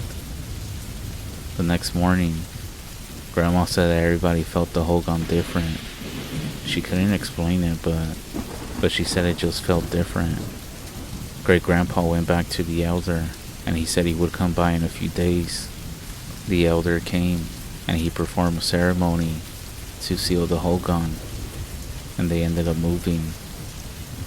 Apparently, when there's been repeated visits from things such as spirits, skinwalkers, or other things, it's better to just seal it. I got a few more stories from my grandma. It's similar to what happened here. My grandma said something was following them, unless they were just at the wrong place, at the wrong time. Let me know if you would like to hear them. Thanks.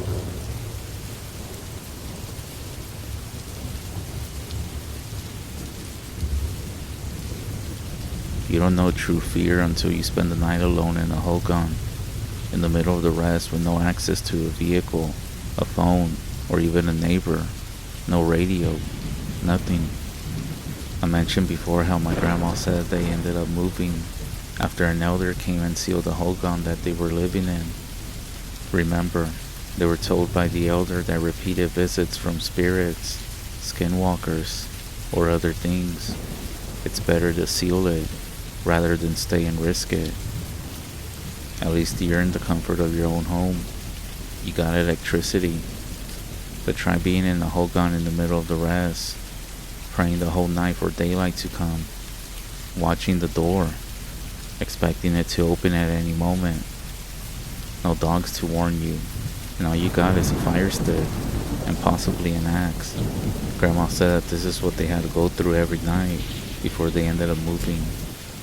She said it's nothing compared to having electricity at the power of a button, TVs, Wi-Fi, Hot Pockets. The only comfort you knew that was coming was the first crack of daylight, and having that view was something else. Years went by and she said nothing else happened. She eventually met my grandpa, got together and had 8 children. At some point my grandpa got a job at a nearby mining site. My grandpa was in charge of watching over things during the night, and my grandma would often bring him food or stop by to check on him. They lived nearby in a temporary setup, but she did have a bit of a walk to get to where he was working. She said there was a cave along the way, with minecart tracks that came out of it. A lot of times the minecarts were filled with large rocks and debris from the digging. Sometimes they weighed up a few tons. The minecarts themselves were very heavy as well. One night, she was on her way to see my grandpa, and as she came near the cave, she became aware that something was following her. She said she could hear shuffling noises coming from behind the minecarts that she was walking alongside. The moon was bright, so that was the only source of light. So when she turned around to see what was following her, all she could make out was a long black figure that ran on all fours like a dog. She knew right away it was something that doesn't belong there, and knowing these things feed on fear, she began to pray for courage and protection as well. As a side note, I guess our grandparents and elders back in the day had no fear, because I'm not sure that I, or even other people I know, would be doing these trips at night. Grandma said the figure ran beside her and then went up ahead. In the process, it knocked over a minecart full of rubble. She said whatever it was went into the cave and it didn't follow her. Grandma said this happened the first time, and she told my grandpa about it, and they ended up praying. Now remember, years had passed from the whole incident with the sealing of the Hogan, so she said she hadn't experienced anything among these things. But then, these incidents started picking up again, and even though she continued walking that same path, she said sometimes she could hear someone calling out to her by her own name. She said sometimes walking through the area it smelled like an animal had died. But the creepiest thing that made her stop going to take my grandpa food or just join them was when these occurrences started happening more often, like daily. So grandpa advised my grandma to just stay at home and to just pray, because apparently it wasn't just her. Around the same time, my grandpa said he had some scary experiences as well, especially working there overnight. He just hadn't said anything to my grandma at that time, because he didn't want to bring more attention to it.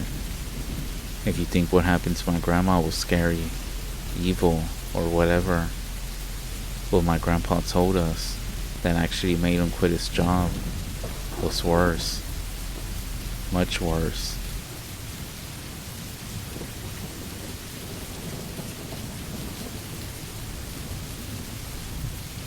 So my grandpa got that job of being at the mining site overnight.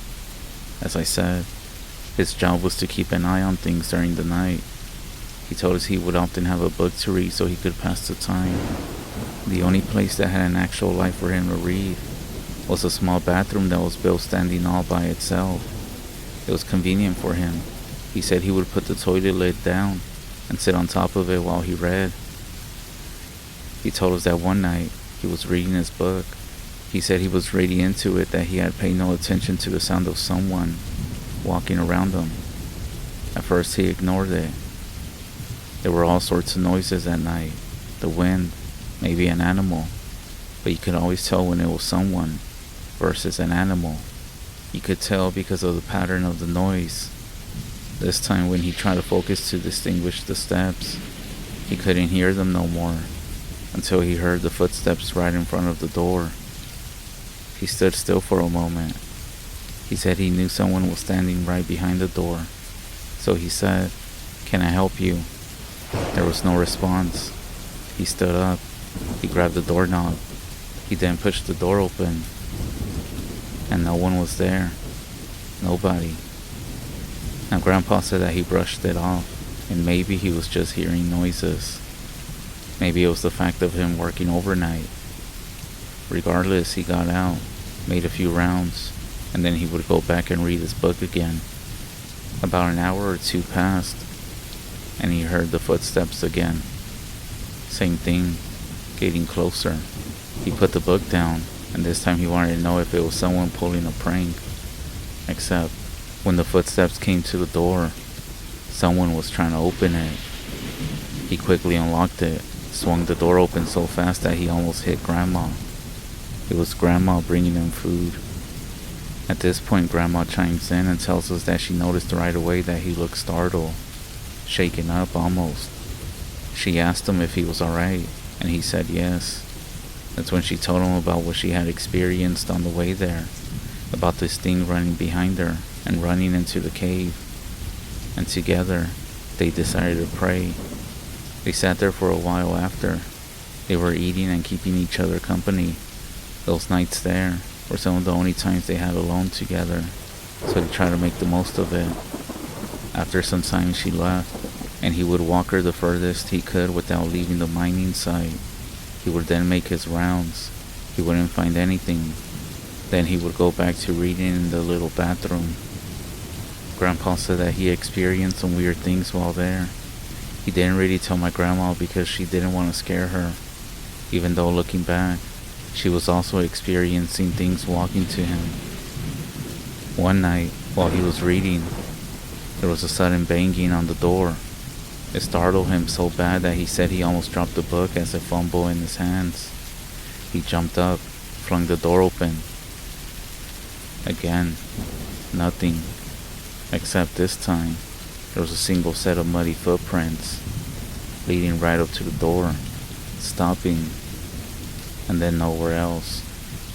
He knew there must be a trickster spirit around this area. He said most of the time that's what they're trying to do. He said they don't do stuff to random people unless you cause them to, or if you give them attention or have a reason to. Now, the last time Grandma ever brought him food, she showed up, shaking. Grandpa said he could tell that something wasn't right, so they sat down and ate and talked. And that's when she said that, on the way there, from the moment that she entered the mining site, everything felt off. At first she heard the footsteps behind her, but as she got closer to where he was, whatever was behind her started matching her pace. When she stopped, this thing stopped. When she sped up, this thing also sped up. She said she started praying, but no matter how much she prayed, it wouldn't stop. And if anything, it got worse. She said it got to the point where she could hear somebody breathing right behind her neck. By the time that she got to where Grandpa was at, she couldn't handle it. He told her not to worry, that he was going to walk her all the way back home. And so that's what he did. He then turned around and made the walk back to the mine alone. He said nothing happened on the way back, no footsteps. But the whole time he knew somebody or something was watching him. He had the feeling. He knew it. And the following day was actually his last day there. They ended up moving because of what happened the following day.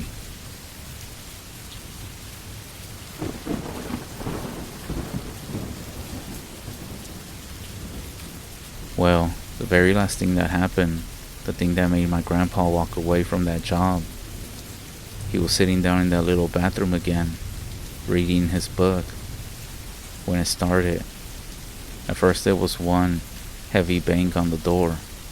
He thought maybe it was the wind slamming something that came loose. But then it happened again, louder. Then, the scratching. That's when he decided to stand up. He was about to open the door when the light started to flicker, turning off and on. The banging got louder, faster. At this point, the whole door began to rattle. It started shaking so much that it sounded like it was about to come off the frame. He didn't know what to do, so the only thing he did was pray. He said he doesn't remember how long these noises went on for, but he said it felt like an hour, and the door wasn't shaking no more. He said that was it for him. He closed his book. Fuck this. And he ended up walking away. As he did, he didn't look back at first. He said he just started walking, praying. But when he finally made it out the mining site, He told me he didn't want to, but against his better judgment, he looked back. That's when he saw them. 3 figures, standing, the silhouettes of 3 men. They were long and skinny, and he said that their heads were shaped weird, like that of an animal. All 3 of them were standing, not moving, just looking at him.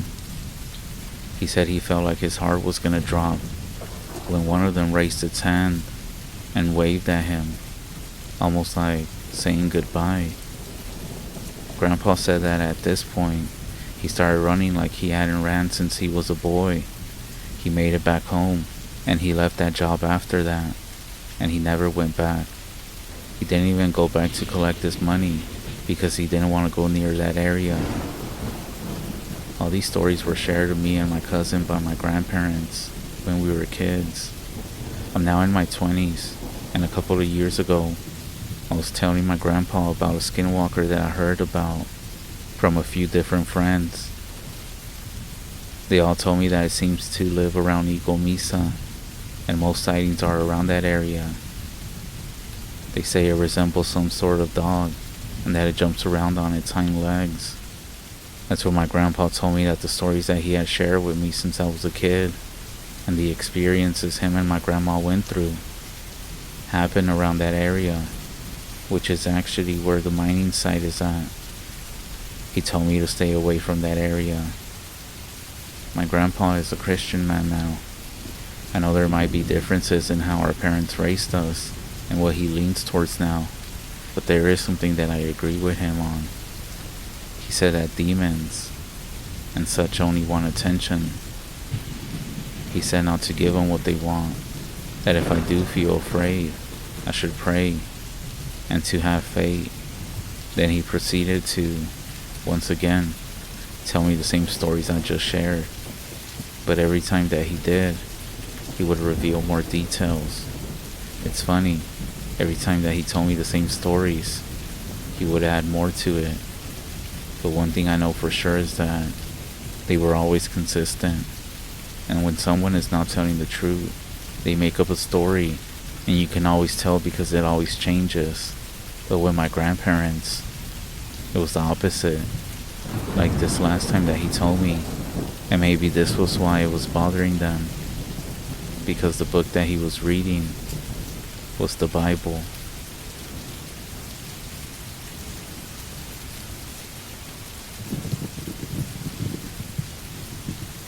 This story was experienced by Sam and me. I'm often reluctant to share this story with most people, as the subject matter is unexplainable and rather strange. I don't want to be viewed as the superstitious nut, but having guided all across the country and having extensive experience in many environments around the US, I feel like I have the authority to tell this story. What I'm trying to say is that I've been around in the deep dark hollows all across North America and have never experienced something so strange as that night. I don't fancify my experiences in the woods, nor do I hopefully imagine there's something more to a twig breaking, as anyone who spent a good deal of time in the woods knows. Eventually you'll experience something daring or fantastic. I am a hunter first and foremost, and to a hunter there's always an explanation, a reason to the wilderness. It's how we identify patterns and exploit an animal's rhythm to make a successful hunt. As a hunter, you're sort of a woodsman detective, piecing together clues to set yourself up for success. Let's get into it. It was early summer, and I was itching to go camping. I had recently received a new tent, and was eager to use it. I called up my good buddy Sam, and we planned out our camping adventure. We considered going up to the highlands, or even south into North Carolina. After debating it, we decided it would be more fun to camp somewhere else, somewhere that we wouldn't run into any other people, deep in the woods far from anyone else, where we could bushcraft, shout and bring a gun without fear of scaring the people camping next to us. While we both lived in the woods, I definitely had access to the most remote stretch of woods between us, so we loaded up our stuff and began hiking. deep into the valley below my childhood home. The hike was almost completely straight down a steep hillside, deep into a hollow that held a small patch of flatland, a floodplain area, and creek. The small creek that ran gave the area a beautiful ambience. The early signs of summer were visible all around, and the weather was great. We hiked until we felt the need to start gathering firewood before nightfall. Behind us was a steep hillside that rose into the west for miles. In front of us was the creek, and to the left the start of another ridge and hillside that rose high into the east and north. To our right, the valley we were in. It continued to go down, cutting a deep valley, and on the other side of the creek, another ridge that was separated by a small stream from the ridge to the left. It rose into the west and to the south. These two ridges in front of us ran for miles, and the little valley formed by the small creek split these ridges for a long ways up until it hit the spring head. This is important for later in the story. We started building a camp by clearing the brush and leaves away and constructing a small fire pit. I placed a tarp on the ground to separate my tent from the damp earth. Remember this, the tarp extended out roughly a foot on each side of my tent. Sam had a hammock that he planned to sleep in. I only ever camped in a hammock once, and it didn't go great, but I didn't say anything to him, thinking that maybe he would enjoy it. So we gathered a hefty load of firewood, consisting of some reasonably dry stuff. It was shaping up to be a really nice camping trip. I have spoken about the joy of being out here before, so I won't beat a dead horse, but it was really nice to be away from people. Sam and I sat around the fire and shot the shit until the sun went down. Now, one of the things Sam and I have always bonded on, shows about Bigfoot. We're both skeptics, and I would say that we hold a similar or the same opinion on the subject. Our interest is less about believing in Bigfoot, but rather we just find the subject quite silly and a fun thing to joke about. So I brought up the idea to Sam. He laughed and thought it was a great idea. So we began doing the stuff that they do in the Finding Bigfoot TV show. We started with the classic tree knocks. A tree knock, for those unaware, is when you use a stick to beat on a tree, making a loud knocking sound that echoes through the forest. They say that Bigfoot communicates this way. We didn't think anything of it at all. As I said before, we didn't really believe. We were just joking around. So we began by knocking on the trees, and then stopping and listening for a response. After a few times of doing this, and hearing nothing, I began to think of a joke to crack, and something else to do. Before I could open my mouth, we heard it clear. A tree knock, far off somewhere on the ridge to the left. I looked at Sam and said, "Dude." Sam just looked back at me in surprise, and then did some more knocks, and we listened again. Then off in the distance, we heard more knocks in response. Then the other ridge to the right, we began hearing knocks. At this point, Sam was beginning to get freaked out a bit, and he was perplexed as to what it could be. At this time, I was such a hard skeptic. I carried on and insisted that it was a person or a woodpecker, but who in the world would be out there, deeper in the woods than we are, on private land at that? What woodpecker makes 3 loud booming knocks on the tree that sound exactly like the knocks we made? Sam said in his rebuttal. I ignored these arguments and held strong to the fact that there is no Bigfoot, and then insisted that we make some noises, some whoops and howls just like they do on TV. Sam wasn't that excited for this idea, being the humbler and smarter one of that night, knowing sometimes there are certain things you don't mess with. But at that time, I was full of piss and vinegar, and stubborn as hell about the fact that Bigfoot is not real. I also had brought a gun with me, and I was sure that I could fight off anything we would need to fight off. We started howling into the woods. It was dark that night, being a new moon, and beyond the firelight, you couldn't see a damn thing. So we would make noises, and we would just wait, listening for a response. After a few times, the excitement of what the hell was that started to fade, and my logical, rational, science-based theory of the woodpecker began to appear true.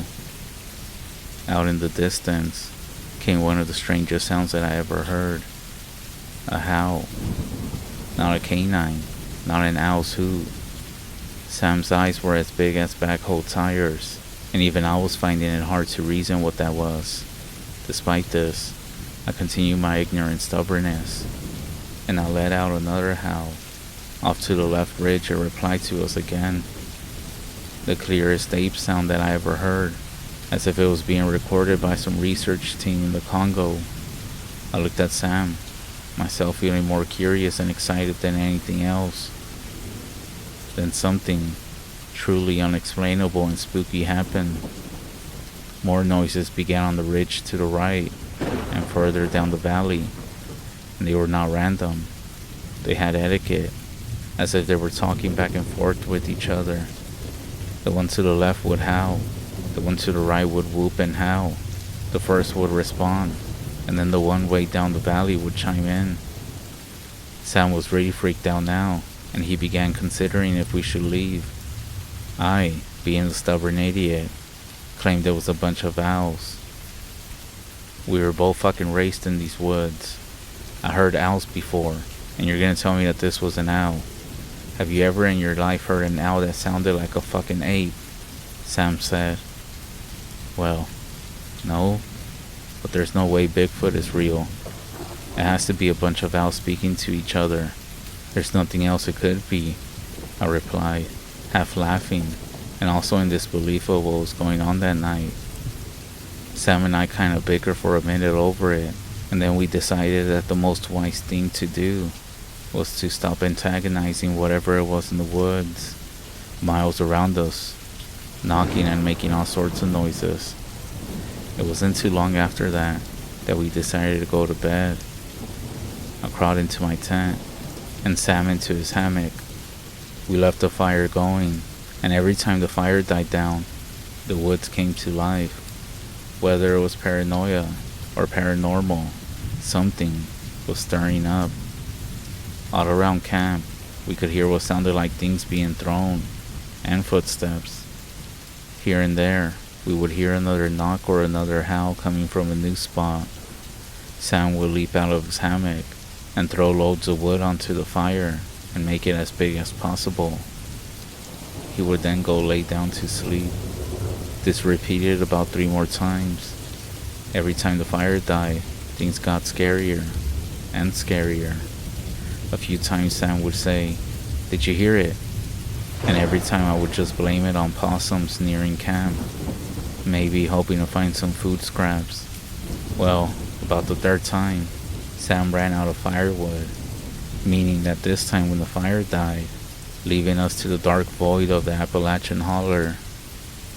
I remember I had fallen asleep before the fire died, and after it died, there was so much stirring around camp. I began to wake up, thinking I was having some sort of nightmare, when I finally fully sobered and realized that my dream was pleasant. It was real. All the sounds and things that go bump in the night. The woods around us had become loud, with unexplainable movements. The sounds of movement of a few different large things.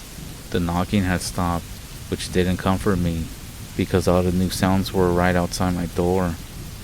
There was maybe a 30-yard perimeter around camp that the sounds did not cross. Suddenly, an extremely loud crashing began through the twigs, leaves, and branches. It was something big, running full sprint through the woods, starting maybe 50 yards away, and running straight towards our camp. It grew louder and louder, until the sound of crushing leaves turned to crinkling tarp. Whatever this thing was now standing on the tarp my tent was situated on. I was frozen, like a child, frozen in fear, eyes wide open. My heart was basically pounding out of my chest. That's when I heard high above my tent, not near the ground, not 4 feet up, but high above my tent, the most terrifying sound that I ever heard. It was the sound of a gorilla, or how they do it in the Planet of the Apes movie. The creature turned around and ran back the way it came, back into the darkness of the night. Sam practically leaped out of his hammock and said, "I know you heard that." I replied with, "Yeah, let's get the fuck out of here." I slid around into the chamber of my gun, and I crawled out of the tent. We both got busy, grabbing only our essentials, and so we started out the woods, using shitty dim flashlights. We made our way up the hill, looking behind us, and trying to move faster without running. We ended up hiking a long ways, and by the time that we made it back to the house, it was far past midnight.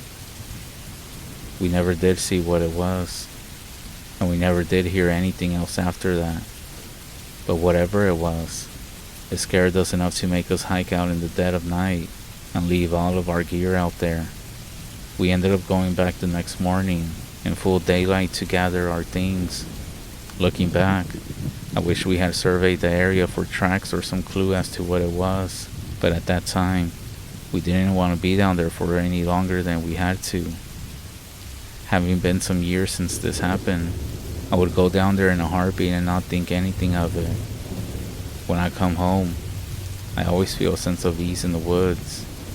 It feels like a weight is lifted off your shoulders, knowing there are no cougars or grizzly bears to worry about. For my Western outdoors people, have you noticed that you've been stalked before?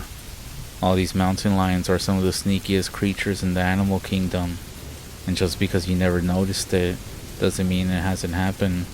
I myself have been stalked. It's a feeling that will stick with you and definitely put you on edge. I have a colleague who guides Western big game in New Mexico who told me a story once that during a hunt, he had a fellow guide spotting for him, and that guy noticed a cougar stalk my friend through a grove of trees before giving up. My friend never had the slightest idea that he was being stalked. I believe for an outdoorsman, it is actually inevitable. As far as grizzly country, it's a similar feeling, but a bit different.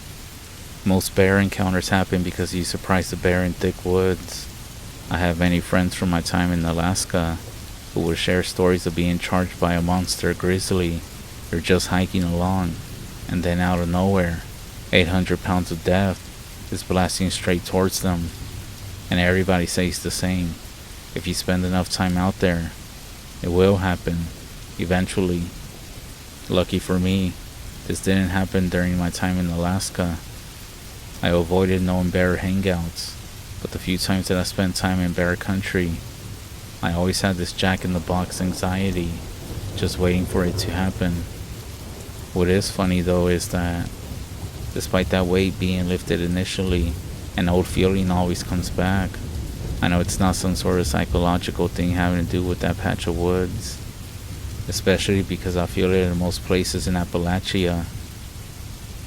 It's a feeling of being watched, a feeling that something is there. Most of the time that I experienced this, I had a gun, and I think to myself, you're the most badass thing out here. Yet, I can never shake that anxiety. My brother, without ever having heard this story, asked me over the phone one day, "But have you ever felt creeped out in the woods below the house?" I don't know what it is, but every time that I go down there, I feel like somebody is watching me, and I get filled with dread. Hearing him say that sent shivers down my back, simply because I always dismissed it. I have swept the story under the rug for so long, telling myself it was just a bear. But to hear my brother, who is a Marine, certify to me that I was not simply being scared. I have only ever felt this in two regions of the country, Appalachia and the redwood forest of North California. Now some of you may be reading this thinking that I'm just a nutjob Bigfoot believer, and this is why I don't like sharing the story. But let me just end this. I have no idea what it was that made those calls that night. I also have no idea what it was that busted into our camp. But I just want to tell you that this story is true, and you can make your own decision as to what you think it was. But being an experienced woodsman, never have I experienced something like that since, and I have no explanation for it. Those were the events that transpired that night, and I'll let you make of that what you will.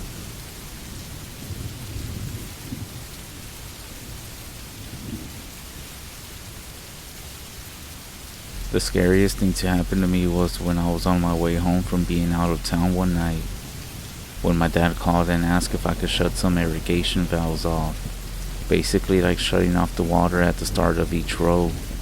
We ran about like 20 to 30 at a time. I didn't have a flashlight, so I just pulled my pickup to the first valve and shut them off by the light from the headlights. As I'm working my way down, the only light coming is from the truck itself, and then about halfway down, it goes kinda dark.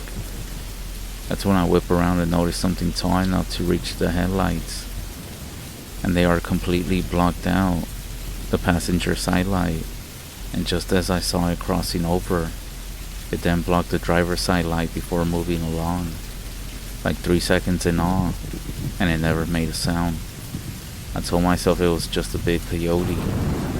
However, the most unnerving thing was actually in broad daylight, when I was planting trees with my dad. We farm along a river and a group of stray dogs were attacking something in the water at a distance. We had our dogs attacked a few times, so it caught my attention pretty quickly, thinking it might be one of our dogs being drowned. I banged on the side of the truck and yelled at my dad to reverse up the riverbank, which he did, and then get close enough to throw a decent-sized rock at the dogs, which causes them to scatter. The poor dog that was getting attacked, it was kind of struggling over to the bank, opposite of me, and then it jumps out about 10 feet away. It's not a fucking dog that I ever seen. It rises out of the water and partially stumbles into a bush before stopping and looking back at me. It doesn't have any hair, about chest height. It was weird. It was like a dog, but not really. It had legs like a deer, somewhat of a dog's head, like it had a big snout, much of it blocked and shaped like a dog, big ears that stood straight up, like a dog again, but just a little too big to look natural. It stumbled into some thicker brush, and I jumped back into the truck, and my dad and we both kinda just said, "What the fuck was that?" He got onto a big chupacabra kick for like 2 months after that, which I do admit, some of the reports and details online do kinda look like what I saw, but really, I still have no idea what it was.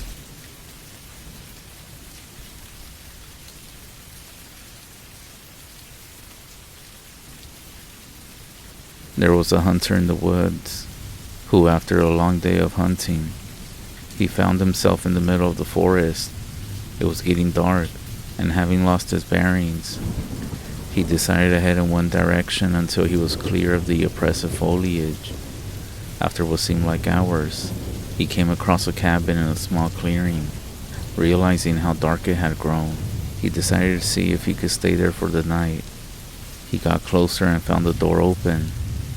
The hunter flopped down on the single bed, deciding to explain himself to the owner in the morning.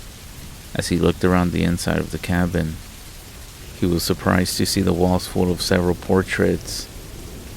They were all painted in so much detail. Without exception, they appeared to be staring down at him, their features twisted into looks of hatred and malice, staring back. He grew very uncomfortable. Making an effort to ignore the many hateful faces, he turned to face the wall, exhausted, and he fell asleep. The next morning, the hunter woke up. He started blinking due to the unexpected sunlight. Looking up, he discovered that the cabin didn't have any portraits, only windows.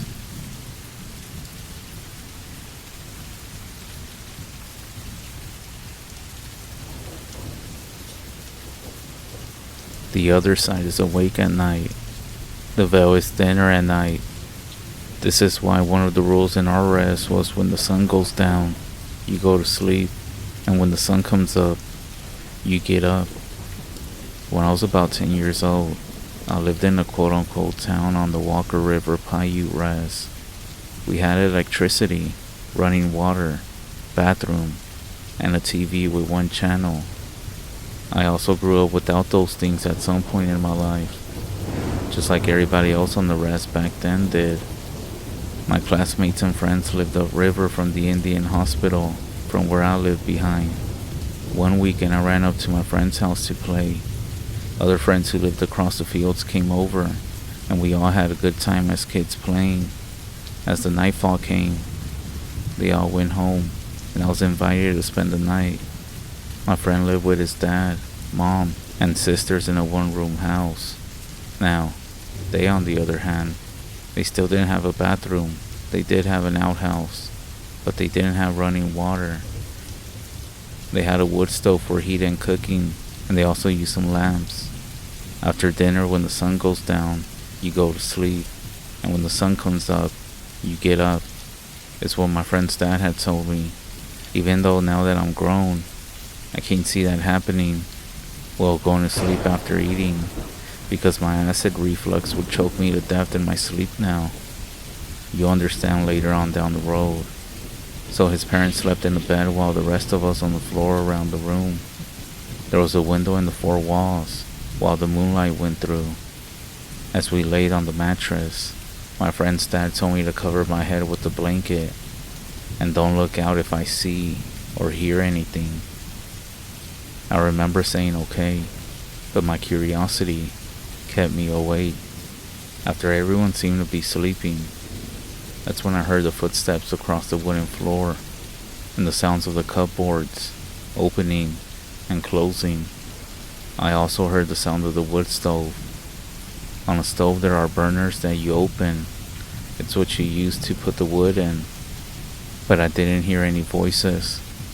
My eyes were adjusted to the darkness, and that's when I saw shadows that appeared to be people.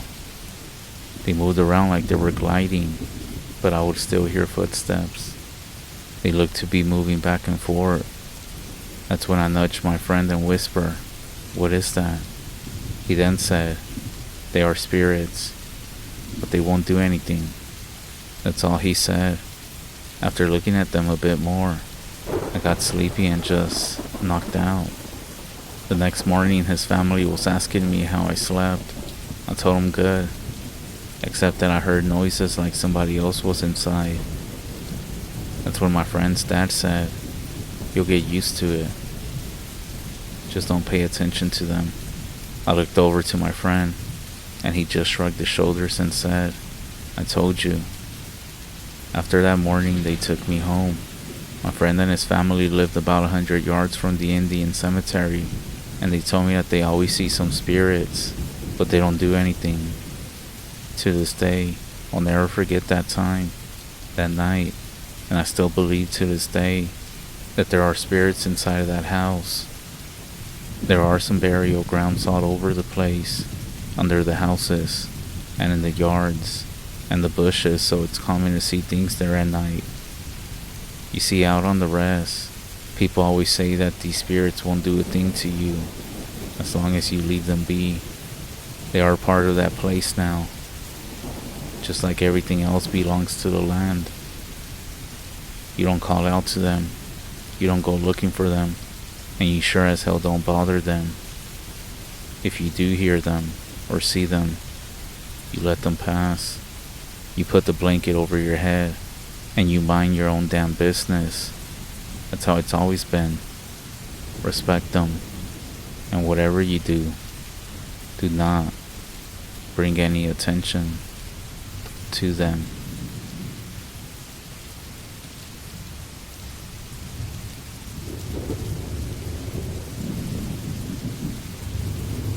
Thanks for reading my story, and maybe if anyone hears it, if it ever does get narrated, what I'm going to tell you changed my family's life, and the way that we live with the world around us, almost how we see it as well. I was 23 years old, and after 3 years of living alone, with bad experiences, bad roommates, and just realizing this world isn't what I thought it was, I had to swallow my pride and realize that my parents were right. I had moved back to live with them and with my brothers, but we stayed in such a small house that we needed more space when I came back, especially because I needed my own room. What 23-year-old doesn't need their own room, right? My auntie, who somehow got word that the prodigal daughter had returned, she said that Grandma's ranch was empty and nobody was living there. It was way bigger, a little ways out of town, in the middle of nowhere. Best part was that we only had to worry about maintaining the home and the tax. By the way, this happened when we were living in Mexico. And just like your typical Mexicano family, we all moved into my grandmother's ranch house. She had passed away when I was younger. It was a big house. We actually stayed in it for a bit when I was a kid, before my 2 younger brothers were born. Anyways, when my grandmother passed on, her kids chose to divide that big house into several rooms for rent, or sections, Airbnb style, so they could split whatever income came in, and this way they wouldn't fight over it. I believe there were like 4 rooms in the bottom, and 3 bedrooms on top. It was a 2-story home. They had all invested money into it. They had the whole place remodeled basically. Well, so much time had passed, and that whole Airbnb thing didn't work out the way they thought it was. So my auntie ended up being responsible for it, and she became the sole owner of it. The second floor had been converted into some sort of apartment, separated from the first floor. The way to get inside was through a door and staircase that was built outside the home. But my auntie had told us that the house was basically empty, the whole first floor. Nobody had stayed there in a few years. Now the second floor, someone had started leasing it from my auntie. It was an older woman. Like, she was basically knocking on heaven's door old. So anyways, we started moving in. We were gonna be on the first floor, obviously. The older woman lived on the second floor. We started moving our things little by little over the next 2 weeks. We hadn't had the chance to see the woman that was living upstairs. The first time we noticed her was one night when we were moving things inside. We saw her peeking from her window. My brother, one of them was 10. My other brother was 8. I waved at her, but she didn't wave back. She was just staring through the window, but she was making it obvious. Pretty weird, I guess. The next day, my mom, my brothers and I, we all went to go return the truck we used to move with. And we also picked up Rocky, our dog. When we got back to the ranch, we saw her again. Except this time, she was standing in front of her own door, looking at us as we walked towards the front door. She had a very small balcony, if that's what you want to call it, out in front of her door. She could barely walk. I'm saying this because this was the first time I saw her. As we were walking in, I remember it's the first time she spoke to us. She was like, "No animals are allowed here." She sounded irritated, upset. "Well, now they are," my mother responded. "This is my husband and his siblings' house, so they decide, not you." The woman just smiled and walked slowly inside her apartment. I think even Rocky knew this woman was going to give us issues, because you could tell he was very agitated by the woman. He looked at her weird. Rocky was about 10 years old, so we knew just about everything about how he acted when it came to a stranger, when he was nervous, when somebody was going to do something, all of that. While we were inside, my mom told us that my auntie had told her about that woman, how she can have no filter and just say what's on her mind, but to not pay her any attention because, you know, senior citizen or whatever. Even though the house was ours, we tried to keep Rocky inside. Even though it was a ranch, we just wanted to avoid any problems with her. I think this lady had gotten to the point where she thought she was the owner of this property, and she didn't like that we were going to be there. Anyways, she seemed like a ghost. We never really saw her, never went out. She never had a single light on, even when it was dark outside. Maybe she just slept early. I got a job and I worked all day, and I was also attending college, so I was barely home. But on the weekends, I made a deal to watch my brothers when my parents had to go out or do something. I remember one Friday night, my parents told me not to take too long in getting home because they had to go out. Yeah, right, go out. My mom told me that she didn't want my brothers to be alone. I think it was the whole getting used to a new area, but I get it. I wouldn't feel comfortable with some creepy old woman living upstairs. Now that I think about it, what if more people were up there? We are very traditional, even though I'm like an adult now, you can say. I am the one living under my parents' roof, so I still have to abide by their rules. Trust me, being away from home, family, made me realize that this whole mentality of I can't wait to get out, to have my own place, yeah, none of that shit works. So if you're a teenager, a young adult, just listen to me. So when I got home that Friday night, my parents had already gone out. I know because when I pulled up to the ranch, the gate was open, and my dad's truck wasn't there. I guess they couldn't wait. Whatever. When I parked and walked towards the front door, I always expected that woman to be standing there, at the door looking down. She wasn't. It is creepy, especially if you got home late at night. When I walked in, my brothers were in the room, playing video games. They also had headphones on. I asked them if they already ate dinner. They didn't respond, so I tapped on their shoulder, and I basically had to clap to get their attention. I told them to take their headphones and lower the volume. They said they didn't want to hear the woman upstairs, and she had been making noise all day. I guess. I left the room, and as soon as a few minutes passed, and I was in the kitchen, Rocky slept in the living room. I remember it. He perked his ears up, his head, stood up. I thought he was excited to see me, except I noticed what my brothers were talking about. That's when the noises started. It sounded like someone upstairs was jumping from side to side, running all over the place. I assumed the old woman had visitors. Maybe grandkids were dropped off. More like great-grandkids. And so I figured I would go up there and ask her to lower it down a bit.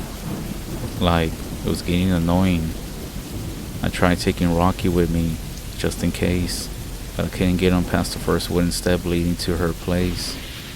I'm sure he was homesick, just like we all were. I mean, who wants to be living out here in the middle of nowhere, surrounded by woods and trees, away from people? Even stepping outside, it was just super creepy. It was really dark out there, so I just went alone. When I got to her door, I saw that only the screen door was shut, but the main door was open. There wasn't a single light on. "Hello," I called out. We can hear a lot of noise, and I wanted to make sure everything was fine. "There's no noises, girl," came a voice from a dark corner, just a few feet away from the door. Fucking weirdo. I went back down quickly, without even saying anything else. When I got back, and I made my brother some late snacks, I told him to get ready to sleep, and when I was gonna walk out, my brother told me, "She walks at night. I can hear her walking all around. What if she comes down here?" It caught me off guard, so I was just like, "Rocky will keep us safe." By now the old woman gave everyone chills, and that was without us ever seeing her again since her complaint about Rocky that first day. We all called her the creepy old lady. Then, one day, when I was at college, I got the phone call. My brothers explained that they were trying to play fetch with Rocky. They were all outside, but no matter how many times they threw the ball, he wouldn't go get it, maybe just once or twice, but he especially didn't want to go near the stairs. When my father arrived moments later and opened the gate, Rocky ran towards him.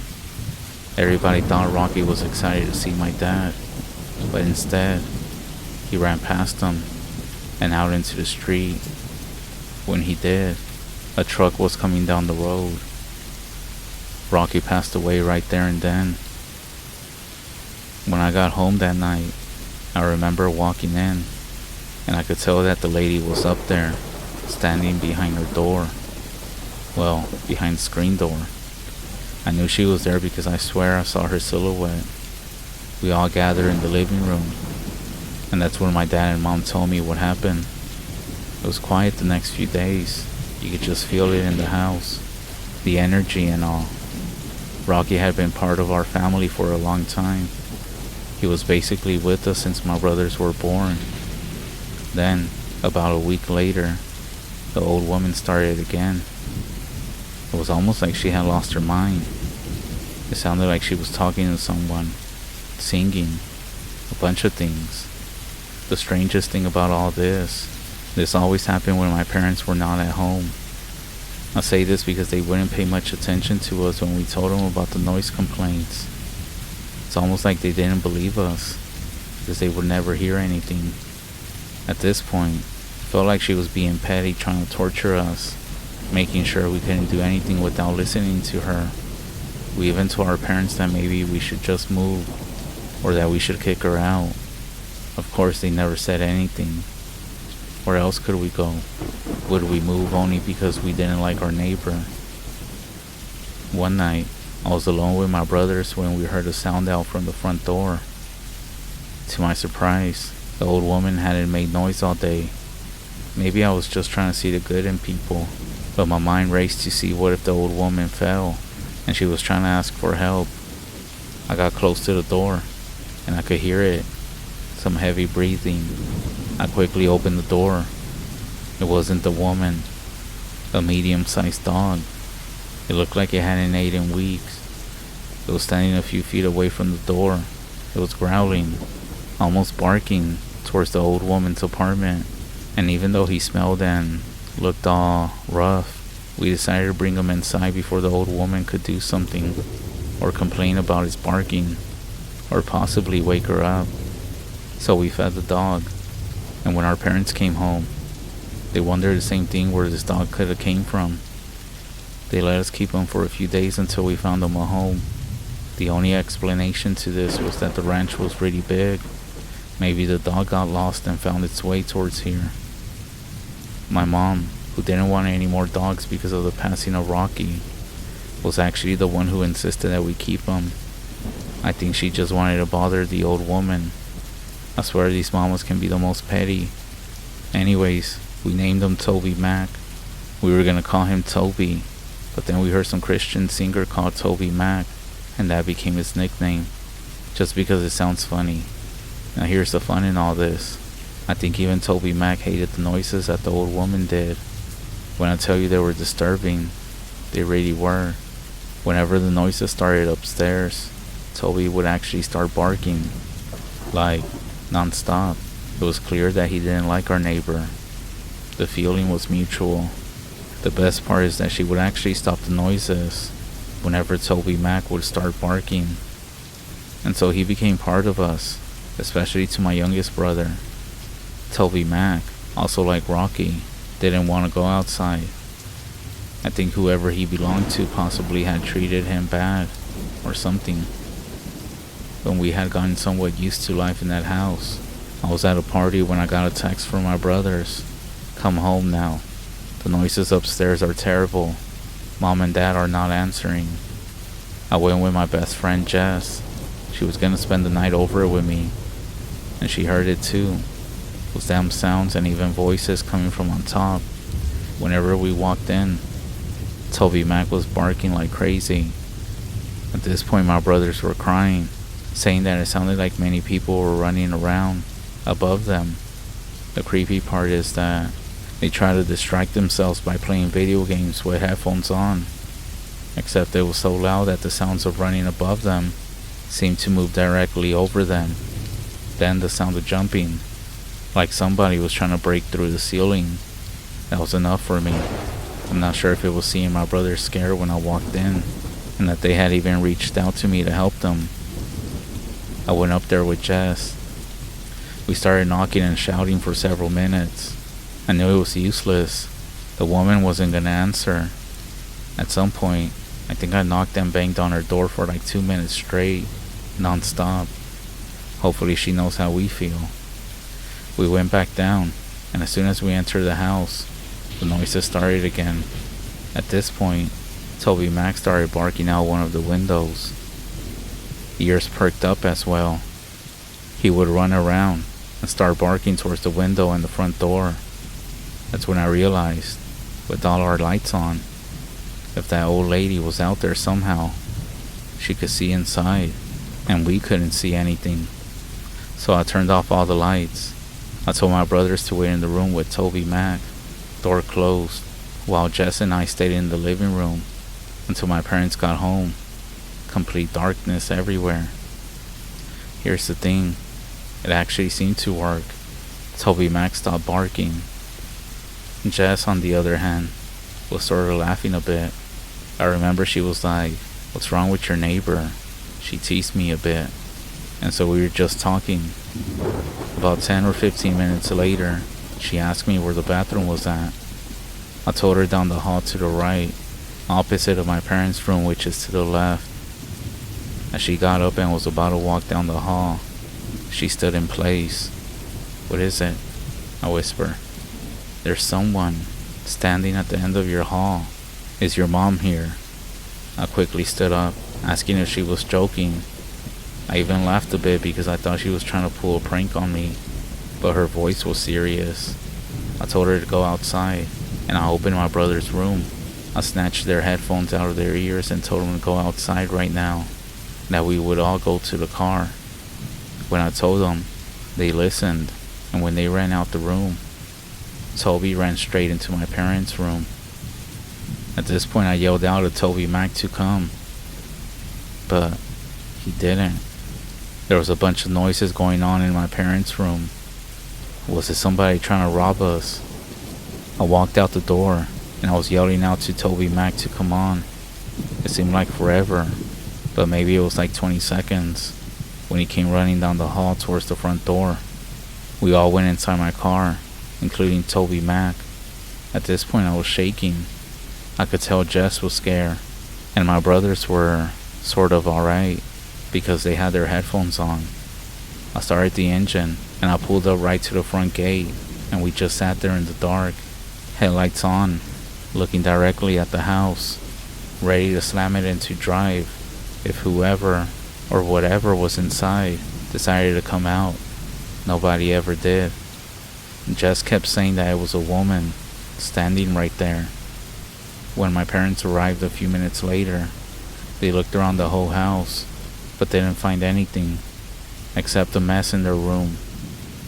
Since only Jess saw her and couldn't describe her, my parents said, what if Jess was only seeing things because it was so dark? They didn't really believe us, but how did they explain the room? So they blamed it on Toby Mac. After that, Jess never wanted to come back to my house. Here's the other weird thing. After that night, nothing. And I mean, there was nothing. No noises. Nothing happened again. It seemed like she didn't exist. This is most likely why my parents didn't believe us either. Now, around that time, my auntie, she got into some legal trouble, including fraud accusations. Crazy shit. And since the house was under her name, we were told to leave until it was resolved, just in case it got seized or something. And so we got out, and so we ended up having to move. My mom asked my auntie if she had told the woman that was living upstairs. My auntie basically said, to be honest, none of us kicked her out of fear. She hasn't paid rent in a few years, but she is an old lady. You can't just kick her out. What the fuck? We've been dealing with this shit just because? It all worked out. In the end, the legal issue was resolved after a few months, but we never went back. We didn't want to. We later found out that the old woman died not long after. Two of her sisters or daughters or basically two people came to get some of her things, but most of it was thrown out. Recently, my auntie, she wanted me to go over and show the main house to a family that was looking to rent. She already had a professional company come clean and organize the whole house, and basically just wanted me to show them the main house, aka the first floor. I remember when I got there, I explained how everything works, how nobody is upstairs, and that basically it's a whole other house. As I was telling them, I heard noises upstairs, but I knew it was empty. Maybe it was just me getting used to those footsteps and remembering, because nobody else seemed to hear them. I almost forgot. There is one more thing. It's pretty sad. A few weeks after we moved, Toby Mac went outside, out the front door, and he never came back. We looked for days, for weeks. We even put up signs, and no one in the neighborhood had seen him. We checked the pound. Nothing. A few weeks later, some puppies were abandoned near the house. We actually ended up adopting them, naming them Rocky and Toby Mac in honor of our previous dogs. But there will always be a space for the original Toby Mac if he ever does come home. The bravest dog that I ever known, who actually seemed to join our family for a specific reason, now that I think about it. Thanks for reading my story. If you love animals like I do, I hope you like it, even if it's sad, or a simple one. To this day, I'm not sure what was going on up there, but I do have an idea. I'm pretty sure it was witchcraft.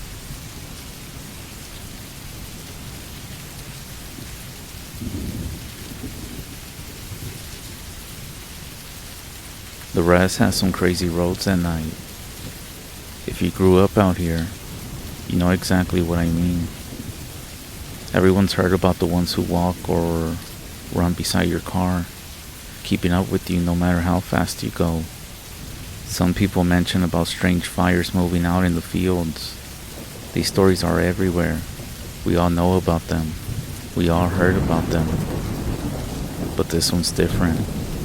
I'll just tell you what happened to me, even though don't disregard anything that I said, because you do still have to watch out for those who run on all fours. Anyways, 371. That's one crazy ass road, especially at night. I used to take the Borrego shortcut from Pre-Wit, but that road is even more weird. Only reason I took it was so I didn't have to go all the way to Turo after Crown Point, then I-40 east back to Laguna. But after a couple of incidents, I would just go all the way around. The only time was during the day that I took that shortcut. Hell no. So my job required driving to Farmington at least twice a week. There are some strange things that I've seen happen on the highway between Crown Point and Farmington. On one trip, about 8 miles north of Farmington, a woman was standing on the side of the highway. I say this because for a few minutes I was the only vehicle down the road. I couldn't give her a ride because I was in a government vehicle. After I passed her, I checked the rear view mirror and saw that there was no traffic behind me. About a minute later, my eyes started wandering again, looking at everything. When I glanced at the rear view mirror again, there was a black truck about a car length behind me. The woman was sitting between two guys. I started to wonder how they could have picked her up and be right behind me so fast. What happened next is something that I will never forget. It looked like they were gonna pass, so I just slowed down a bit. A few seconds later, I looked in the side mirror. There was no vehicle in sight. I checked the rear view, no truck in sight. There was no side roads where they could have turned off. When I got to work, I shared this experience with a couple of people. I was told that people have seen something called a ghost truck. Has anybody heard about this before?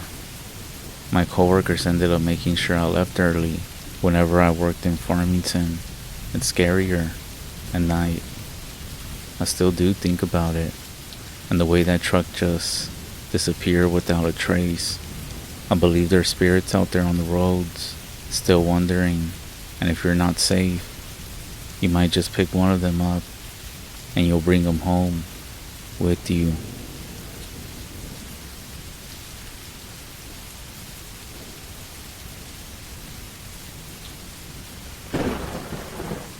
What would you do if a strange woman showed up at midnight asking for your dead father by his name? About 15 or 20 years back, I was sitting on my front porch pretty late into the night. I have horrible eyesight, especially in the dark. My eyes just kept picking up motion by this huge cottonwood tree right by my driveway. Realizing it's most likely just the wind blowing the branches, I just ignored it. I was just focused on the moon and smoking a cigarette. It felt like when you see something from the corner of your eye, you look and there's nothing there.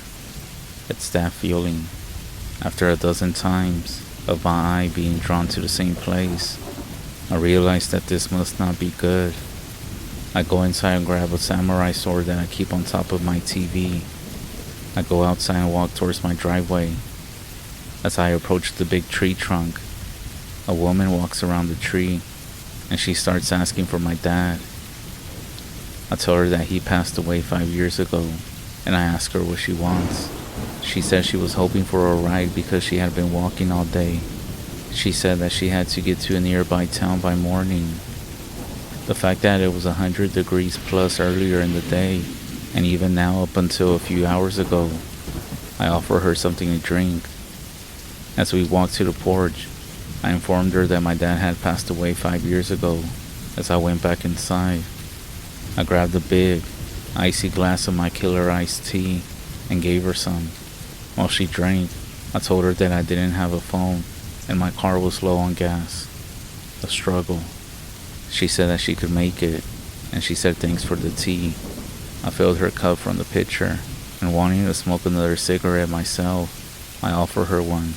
We sat in silence for a minute as we both smoked, and eventually the conversation turned to scary stories.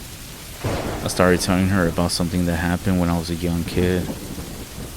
I do admit that I was enjoying the company as well, although Oklahoma scenery, the moon, and this is when she blew my scary story out of the water with a few stories that had me feeling a bit of fear. She began by telling me that she had been a Riverside student back in the 70s, which was a boarding school, in case you didn't know. She had been studying until late one night. Getting tired, she just left the light on and leaned back on her bed. Just shy of falling to sleep, she came to realize that she could hear a deep growling. Her eyes popped open and she looked around the room. From where she laid, the entire room was where she could see it all, and there was nothing else in the room. Contrary to what her eyes told her, she ended up hearing some breathing. At this time, she told me that not only could she hear it, she could also smell the breath of something unseen, and it smelled like sulfur with some other things. She said she was close to panicking. She thought back to her upbringing and her grandmother's words. She spoke out loud and telling the presence in her room that it could not harm her. She told it that it had to leave her alone and that it can't touch her. She then said that it got quiet.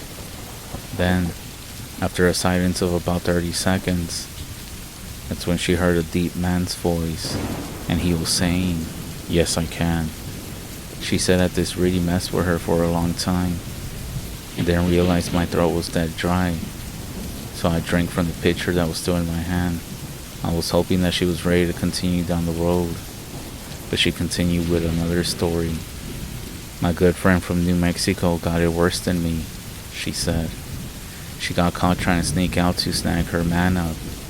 She said that they gave her kitchen duty for a week as punishment. On one of those evenings, she was in the kitchen alone washing all the pots and pans. The only entrance to the kitchen was in her field of vision. Soon though, even though nobody could be in the kitchen behind her, she got the feeling that someone was leaning over her shoulder. She resisted turning around for a while, but that persistent feeling of somebody watching was just too much. Right at that instant, when she was going to turn around, a terrible, Loud rain started going off in her ear. Whatever it was affected her mentally too. By this time I lit up another smoke.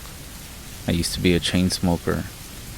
She then told me it was a long time before she saw that friend again, and that she had missed so much time in the hospital that she never even went back to school. By this point, I regretted bringing up scary stories, and I just wanted to go inside and watch something funny before bedtime. I just sat there dumbfounded, and I was afraid. I was able to stammer out that I had work for the next day, and that I needed to catch up on some sleep. I gave her about 5 cigarettes and some matches. She then just walked off down the side-end highway. I told my auntie about the events of the night, and all my auntie had to say was, "You didn't see her legs, did you?" Now that I think about it, I sure hope that I wasn't on that porch with the ear woman.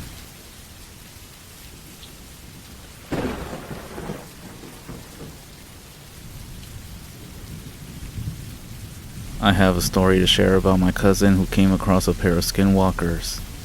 We are Digne, and we currently live in the res. Well, before I speak on the encounter, let me give some family background which will make a lot more sense. My great-great-grandfather was a medicine man.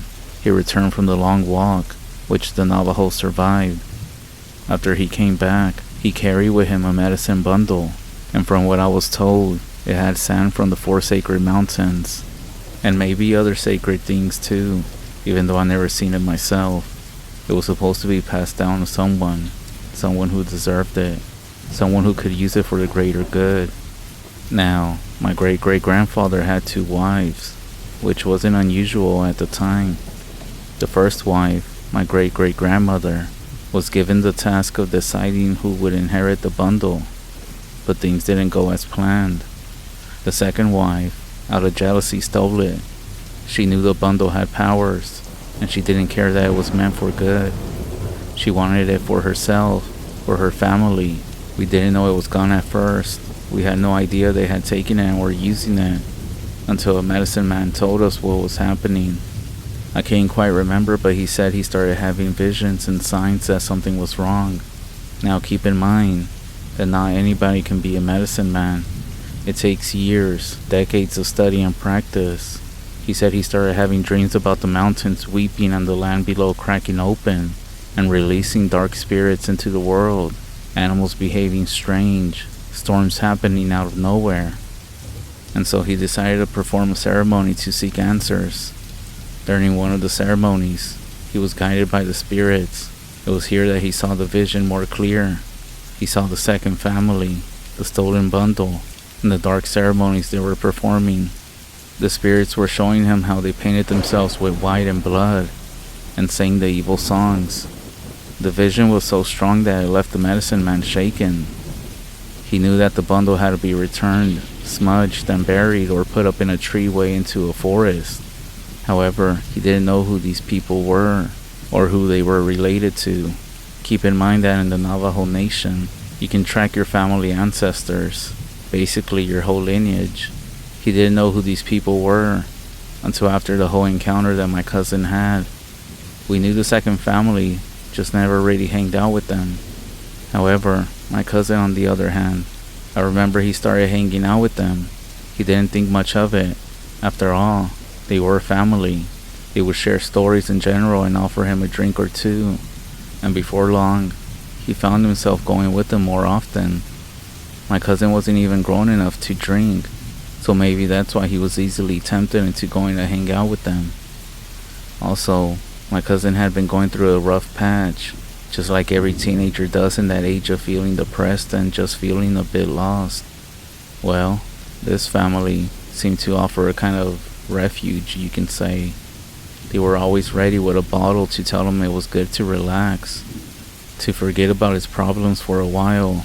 He didn't notice that at first, but they were slowly pulling him in, getting him comfortable. As the weekends went on, the drinking got heavier, and the conversations took on a darker side. They started talking about things that made him uneasy, gossiping about our family, about my great-great-grandpa. grudges being held, even ceremonies at that. I'm not sure what their ultimate plan was. Maybe it was just to use them as a spy or something else. I'll ask my family when I get a chance though, but I don't think they want to talk about this chapter in our lives anymore. So one night, it went too far. He was drunk, laying on the floor, and he woke up sometime in the early morning. The room was dark except for the dim light from the fire. He didn't let on that he was awake. He just lay there with his eyes barely open, listening. That's when he saw two of the ladies. They started doing something strange. He said that he saw them spread coyote skins out in front of them. They started painting themselves with this white paint and what looked to be blood. He said he could feel the air in the room change as well, like something was coming. He then said that they started singing in this low, creepy voice, something about evil. My cousin said that he couldn't hear it all, but he said it made his skin crawl. To this day, he said he's never going to repeat what they were saying or singing, too scared that it might bring a curse on him, which I actually don't blame him. And then, the part he could barely believe. He said as he was watching, they picked up the coyote skins and started wearing them, but they didn't just wear them. It was like the skins became part of them, onto their bodies. He then said that they ran out the door, but that he stayed there frozen, not even moving. When he was sure that they were gone, he grabbed his stuff and ran. He didn't even look back. He went straight home and told his mom everything. My aunt scolded him, told him to stop drinking with them, that it wasn't safe. He did listen and never went back. When my cousin told us this, our side of the family took him to see a medicine man, which is the same medicine man that I told you about in the beginning that found out something was going on, but that he didn't know who this family was, and that's when everything came to light. He took some time, but eventually we were told everything, that they had been using the bundle for dark ceremonies, for evil. The bundle that was meant for healing, for protection, had been twisted and turned into something evil. They had taken something sacred and turned it against what it was meant for. The medicine man did come to our home and he smudged all of us, performing a cleansing ceremony to protect us from any harm that might come our way. The smoke from the sage filled the air as he started singing. He called upon the spirits to watch over us, to shield us from the evil that had messed up the bundle. The ceremony was intense. The air felt heavy with the weight of what happened, but as the smoke drifted away, I did feel a sense of relief, like a burden had been lifted. The medicine man did assure us that the ceremony would prevent that family from being able to harm us. Whatever power they had gained from the bundle, it wouldn't touch us anymore. He also warned us to stay vigilant, to keep our distance from them. We knew better now. We had seen what jealousy and the misuse of sacred things can do, and we weren't about to let it happen again. After that night, my cousin was never the same. He learned a hard lesson, not just about hanging with people he didn't fully know, but also about the dangers of drinking and letting his guard down. He realized too late that sometimes, even those who seem like family can have dark plans, evil intentions. He did stop going over and stop drinking, and started keeping to himself more, and started learning the traditional way with all of us. The fear of what he saw haunted him, but it also made him more cautious about who he trusted. This is the weird part, and I guess this comes with practicing these things, or maybe doing things you aren't supposed to be doing. Ever since all this went down, strange things started happening to the ones who stole the bundle. One of the men in that family died, and another guy in the family got real sick. After everything, we just didn't hear from them again. This wasn't just an experience for my cousin, but for all of us as well, to be cautious of those around us, especially the ones who seem nice at first. Not everyone has good intentions, and some will hide their true nature until it's too late. This is especially true here on the res. There's a reason why we as Navajo are careful about who we share our stories with and our lives with. It's not about just being closed off as you hear. We learned over generations to protect what's sacred, to keep our knowledge within our community. because once it's out there, you can't control how people will use it. You see, my cousin thought that he was just having a drink with family, but he didn't really know them. So always be mindful of who you become friends with, especially if you live in the res.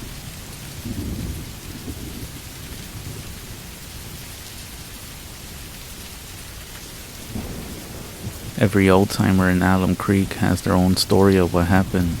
Hell, even half the young people think they know how it went down. Don't listen to anyone who wasn't there. It's like that game we used to play as young kids where you take a piece of yarn tied to 2 cups and pass it around a circle repeating some sort of message. Telephone. That's what we called it. Only difference is that in the telephone game, the story starts off as something simple and gets more and more crazy as it goes. But this story, it gets more and more credible the younger the teller, almost like it's too much to be believed. So listeners correct for realism when they retell it, so as not to sound crazy. My own grandson told me the other day that I remember it wrong, that it was all just some sort of tragic accident about a bear. Something ain't right about that. A 12-year-old kid telling his grandfather what he should and shouldn't remember. So don't listen to the young people. They weren't there. The truth is, most of us old folks weren't there either. The way we talk, you would guess every miner in town was caught up in it all. Like how every boomer will tell you he was at Woodstock. There was only maybe 20 of us. Of those, a sight more than half are dead and buried, except for old Rashi Singh. The bastard had himself cremated. I'll start over. Forgive me if I repeat myself. 1956. Like just about every young man, I was working in the mines. Hard work. Plus nothing else paid as good. Nothing I was qualified for at any rate. And I had a wife, a kid, and another one on the way to support. Besides, my friends were also in the mining business. Ralph Hatfield, Rashi, and Sid. We would hit the bars after work, with me leaving early on account of the family, and Rashi would just get some juice. Now Ralph didn't much care for the bartender. Most of us didn't. Jesse tended bar not because he was especially good at it, but because he didn't have the stomach for man's work. He even hired kids to mow his lawn and do landscaping. He wasn't ashamed of it. He thought it made him smarter than the rest of us. I don't know if I ever caught Jesse in town without some full sideways grin. Ralph suspected that Jesse got his job by sleeping with the widow bar owner. I don't think so, but it wasn't impossible. Jesse had nearly half a dozen exes, or current lovers. He was smooth with women and had a pretty face, high cheekbones, sharp nose. That was enough reason for most of us to dislike him. Ralph had more claim to hate Jesse than most. Those who aren't from West Virginia probably know all about the Hatfields and McCoys, but that's nothing compared to the families of Ralph and Jesse. You see, during the Cold Wars, Ralph's family fought for the Unions, and Jesse's family owned the mines. But if you gave Jesse a hard time about it, he would always come back with something to say. Jesse was always a funny guy. That, combined with the fact that he never got angry, kept the rest of us from truly hating him, except for, of course, Ralph. June 10th was when it all started. Cicada season. They were bad that year too. So many damn insects you could hydroplane on their guts if your tire threads were bare. The mine was a safe place from them. You wouldn't have to listen to the never-ending screech. But on this season, the mine was even worse than the outside. It echoed. It's not even pretty sounding like a cricket, at least not to me. So it's no wonder we ended up working deeper than we normally would. We got far enough that we couldn't hear a peep and went to work. A couple of hours into the day. Anytime there was a crack, the rest of us were nervous to slide through. But Rashi was a skinny guy and could damn near fit through the bars on a baby's crib. Rashi would have it covered. We waited around for no more than 10 minutes before Rashi squeezed back towards us. I had never seen the man so excited. "Stop everyone right now," he said with an accent. "It's a treasure room. In most mines, the demolition experts calculate the proper amount of black powder, and then everyone draws straws on who has to light the fuse. But most mines didn't employ Sid. The craziest son of a bitch I ever knew. Sid did all the blasting himself. He loved to be as close to the explosion as he was allowed to. Most of us figured that he was going to end up going the way of his grandfather and die in such a blast. But he blew the neck wide open without event, and we all had to look for ourselves. What we saw was a gold mine. Well, no, it wasn't. It was a coal mine, but there was a lot of coal that was easy to collect. The owner was too excited. He hired everyone in town not already working for him, at least twice the normal rate. Even Jesse couldn't resist a few weeks of hard labor for that kind of money. We ended up working like dogs all week, taking as many hours at double pay as possible. Predictably, Jesse was the laziest of all, but we needed him to have enough energy to pour our drinks after work, so no one said a thing. Now, I'm not sure who saw it. I want to say it was Jesse who came strutting back with a proud smile to tell us all of his find. Jesse, or whoever it was, found yet another neck, one that was wide enough that anyone could walk through. The new room was small, but filled with coal. Loose coal too. That should have been the first sign. Coal doesn't just sit on the surface, stacked knee deep, ready to be scooped up into bags. But we were greedy, and now we had 2 rooms to work. A handful of guys I barely knew ended up working the smaller room. We called it the Pirate's Chest. I'll admit we were greedy. We robbed pillars and were too aggressive with the cutting machine. But that room, it shouldn't have collapsed the way it did. I've been in natural collapses before. This was not one of them. Some of the miners will tell you that everything was quiet and normal, like right up until the cave-in. But no, there was one sound. A sound that still haunts me even now. The most rational explanation is that the men in the Pirate's Chest shouted before the rocks gave way. But I know what I heard. It was a scream, but not a human one. It wasn't a shout of anger or fear. If you ask me how I figure a demon might yawn, I would tell you I don't have to guess. That sound, that was us waking something up. Something buried underneath all that coal. That 3 or so men working the treasure room got sucked under that big pile of black. That's when the cave-in started. It was the big chamber that went first. The one that me and my buddies were working. The hallway Sid had blasted out fell in on itself without so much as a groan to warn us. Most were able to run through the corridor in time and make it out. A couple were buried in the rubble, crushed flat as pancakes. Hooper Collins had his leg pinned underneath a boulder, which would be the depth of him, 19 or 20, I think. The guy had a pretty wife and no kids by her yet. Anyways, I noticed poor Hooper hollering and screaming. I did the best that I could to roll the rock off his leg. I wasn't even finished before Ralph screamed and pointed. A couple of the new recruits had rushed into that small room to avoid the boulders. Foolish mistake. Then, the screams I heard next were definitely human. I didn't watch. I didn't see. But you can't mistake the sound of flesh being yanked apart. So I gave up on Hooper and ran for the rest of the survivors. I still try to forget how he begged me not to run. The words that he used. I failed at that. I ran. Not far, just around a corner. And soon every healthy body was huddled around the cave-in, desperately trying to dig out. It was pointless, but I jumped in anyway. What else could I do? When the screaming stopped, that's when the eating began. It must have gone on for half an hour, tearing, cracking. We all knew what the entree was, and each of us were digging faster. Eventually, of course, the panic wore off and we had time to think. What was back there? But most important, what would it do when it's done with its meal? And we all knew that we hadn't made progress escaping. West Virginians are just stubborn, I guess. As horrifying as the sounds were, the silence was far worse. The dinner was done. Hopefully, it was filling. Everyone stop. We need to figure this out, screamed Sid. He held up his light and we all faced him. Over a dozen of us were huddled, some crying, but all of us were shaking as if naked in a blizzard. We took a break from the digging and shut up for a moment. Everyone except for Rodney, the preacher's son, who fell to his knees and wouldn't stop praying no matter what the rest of us did. Rodney wasn't half as holy as his father, but at least one of us asking heaven for help couldn't have hurt. Finally, someone spoke. It was Ralph. He always had a clear head, even did a couple of years of college. He kept his voice lower than Sid had.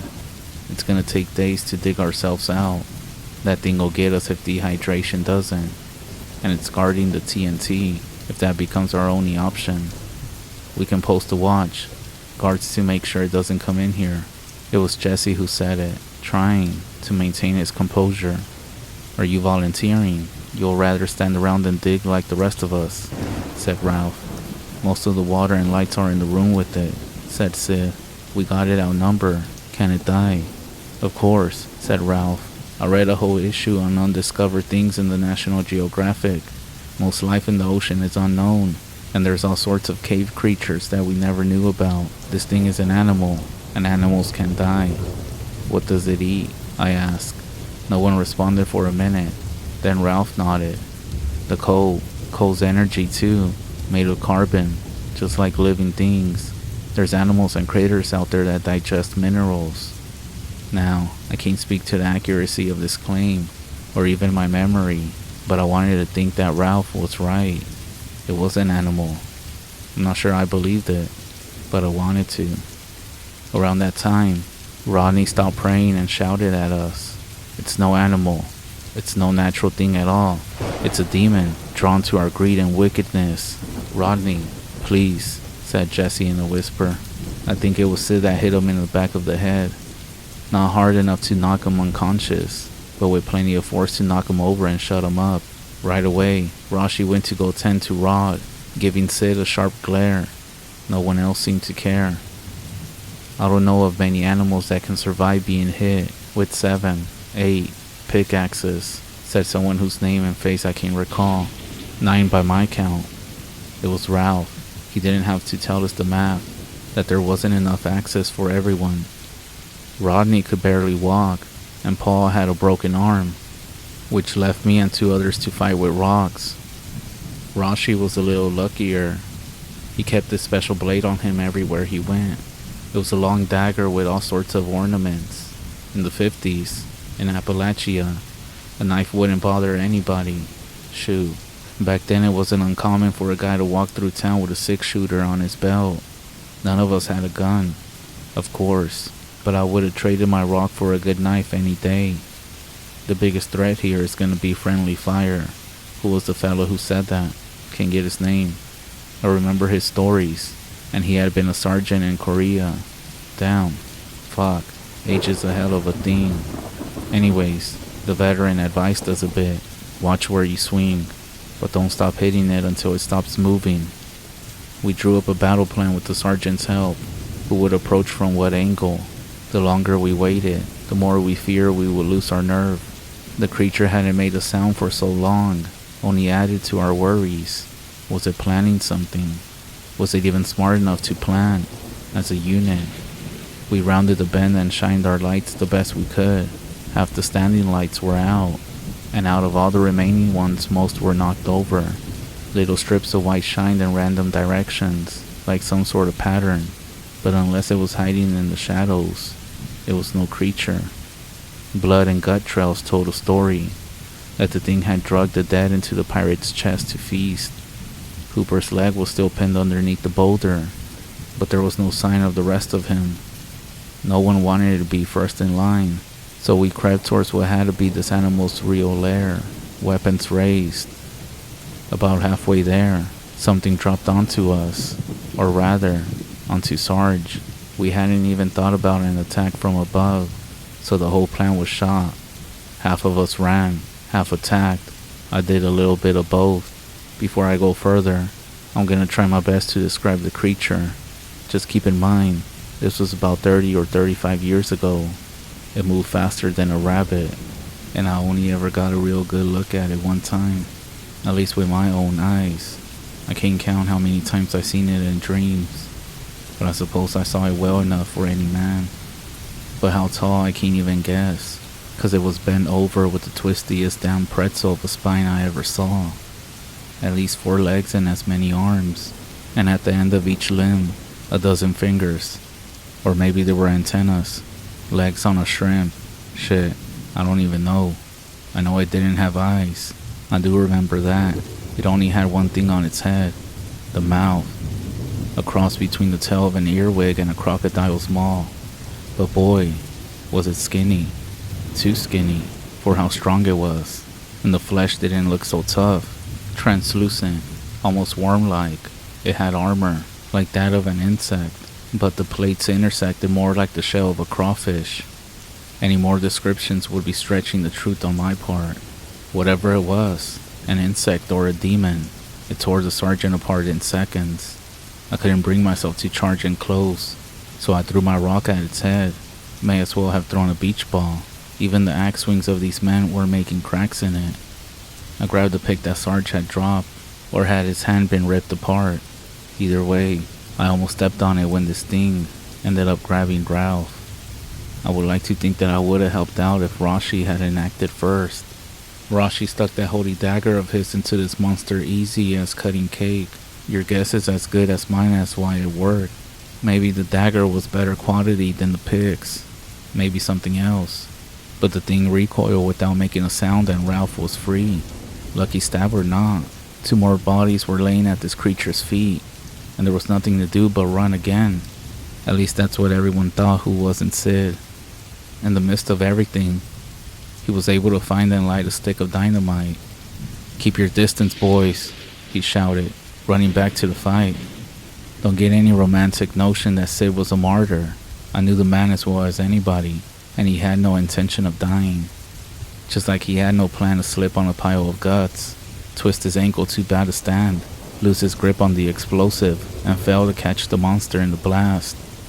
All but 1 or 2 of us cleared the explosion, not counting Sid, who went out like everybody had guessed but in circumstances an oracle couldn't have predicted.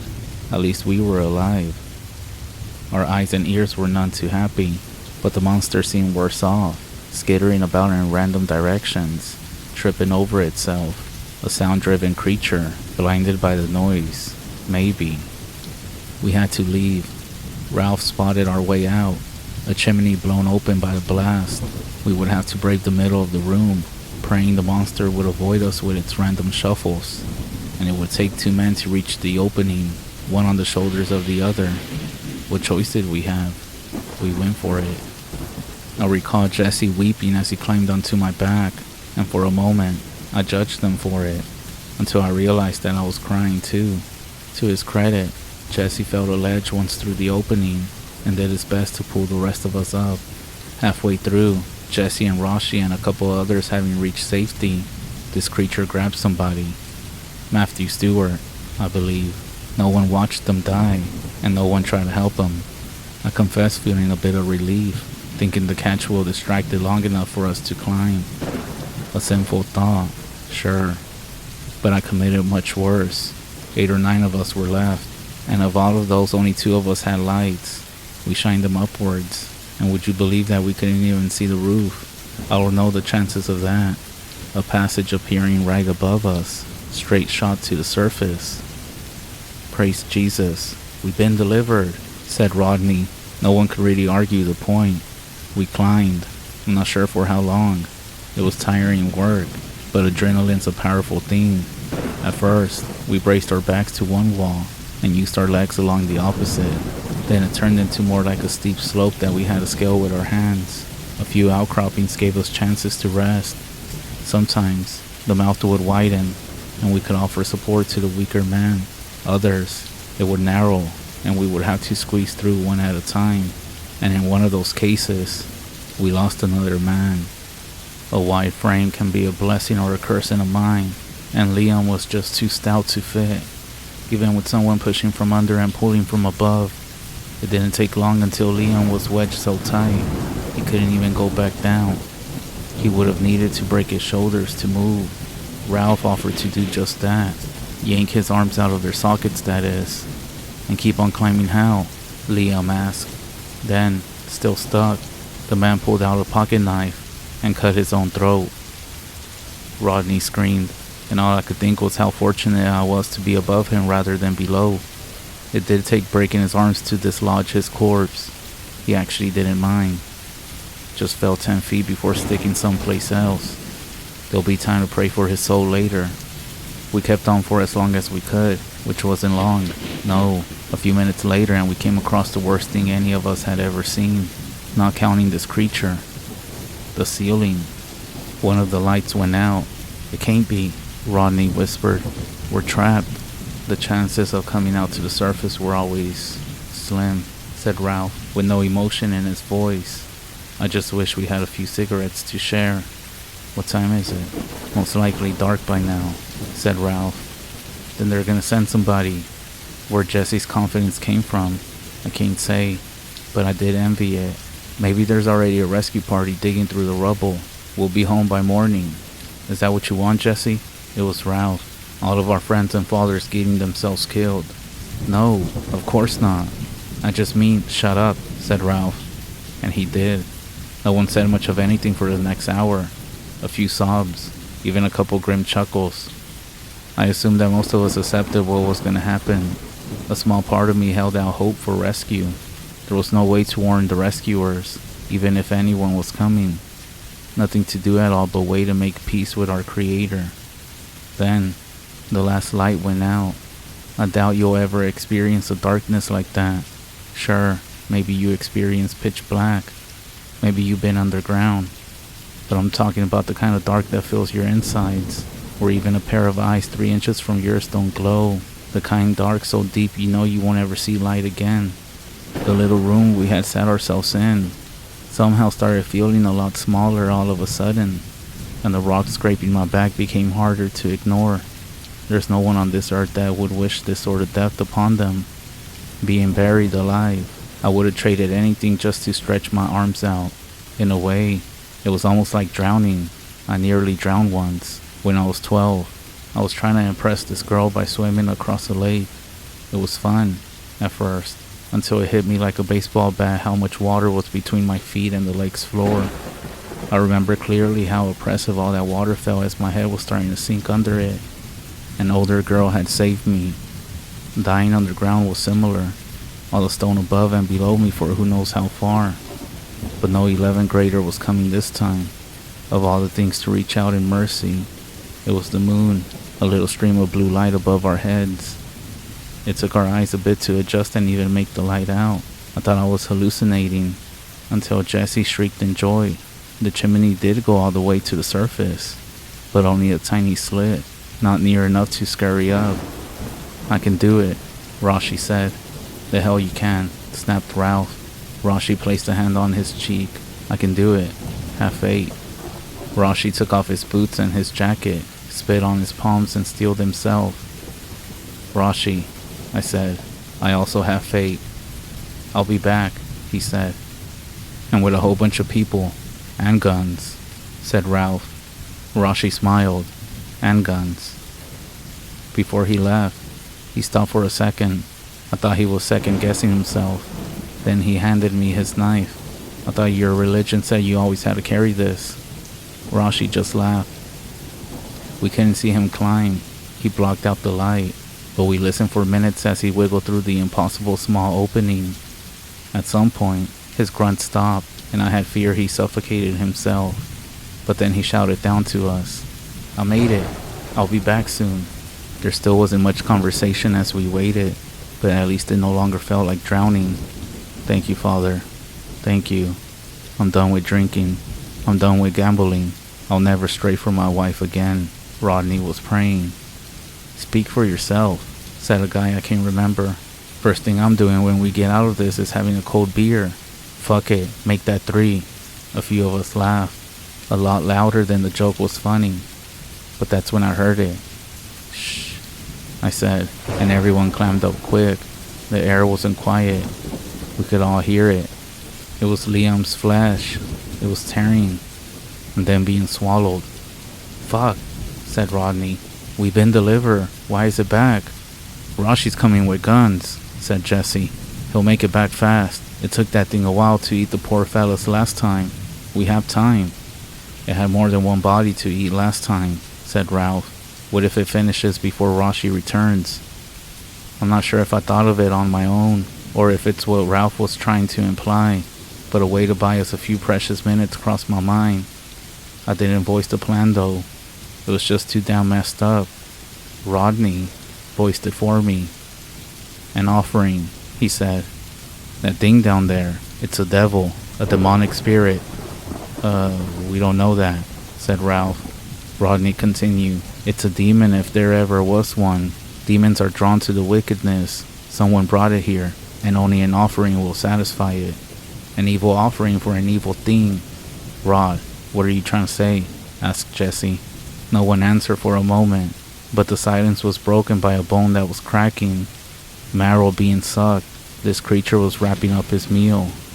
Maybe you're right, Rod, said Ralph. Maybe this devil has wanted a sacrifice all along. Come on, Ralph. You don't believe in that sort of superstition, said Jesse. I'm not sure what I believe anymore, Jesse, but I know that thing is hungry, and I got a pretty strong notion who the most wicked man among us is. He comes from a long line of wicked folks. The next minute or two is a blur, most likely because I try to block it out, but like mostly everything I tried in my life, I didn't do it well enough. Please understand, I don't remember laying a finger on Jesse. Cross my heart and swear on my children. The way I remember it, I stood back and was just looking. Even tried to reason with Ralph and the others to leave Jesse be. I gone over it 1,000 times in my head, maybe 100,000, and I still don't remember myself killing somebody. But maybe the mind is more powerful than the soul, able to change memories that are too horrible to recall. Because one thing I do remember are my knuckles being stained in blood, half mine and half his. I remember looking at that, flat as a washboard face, the punches of 12 men having removed any evidence of Jesse's high cheekbones and pointy nose. I remember how he looked white as marble in the moonlight. I remember his screams and demanding why, and I remember when those words were replaced by pitiful gargles, much worse than the creature itself. It's that memory which still haunts me. I can forget about it most days, but I remember it every night. Whiskey does help, a little, and that's how you know if the old timer telling you the story was actually there. That's how you can be sure. Before we tossed the body down the hole, we nodded to each other in a silent pact, not to tell anybody about what happened. We weren't even supposed to talk about it with each other. That was the unspoken vow. So if somebody knows about Jesse, they were there. No mistake. I have often wondered if I could have stopped it. I knew it was wrong, and I remember protesting some.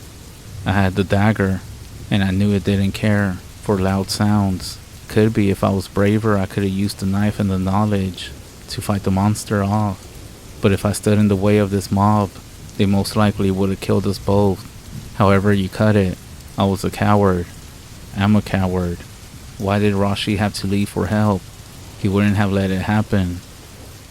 Rashi was a good man. He made good on his word too. But the guns proved unnecessary. The rescue party never came across the creature, coming straight back to the crag and digging us out. I'm guessing this creature left when it felt so many people around. But the creature was no longer in the mine when the townsfolk went back to recover what little was left of the bodies. Most of the survivors skipped town, moving with barely a goodbye to the friends and relatives they grew up with. One came back, eventually, but the rest I never saw again. With the biggest mine shut down, there was less work. The owner of the mines talked about reopening a time or two. Most of the workers were willing to go on strike if he did. I had switched to another trade by then. I spent the next 20 years in lumber, but that mine is still buried. The way I hear it, kids go up there sometimes to see who's brave enough to hike in and touch the big cursed rock pile. Parents say it's dangerous because it can cave in. Grandparents say it's dangerous too, but for different reasons. It's still out there, somewhere. Maybe it found another cave to call home. Or maybe it's never much like being underground and lives in some forest, in the woods now. Before we came along, I'm guessing it was trapped, and maybe we let it loose into the world. I guess I'll never know. Not sure that I want to. I'll be dead soon, in a box. Maybe Rashi had the right of it. Buried things have a tendency not to stay buried if it wouldn't cause an uproar at the church. Funny, why should I even care? Stepping inside a building less than 100 times, and those were just for weddings, funerals, and Easter Sundays, there would be a scandal all the same. I never did make trouble alive. I figured no use in starting after I die. Telling you the story, the whole story, is some sort of penance. People should know what's out there in the dark, as much as they should know what we did. On Judgment Day, when I have to look Jesse in the eye and give account for how I lived, the things I done, at least I can say I told it like it happened, not until the end. So if the good judge sees that it's fitting to condemn me, well, I guess I can't protest all too much. Maybe, in whatever hell I'm heading for, I'll meet the creature again.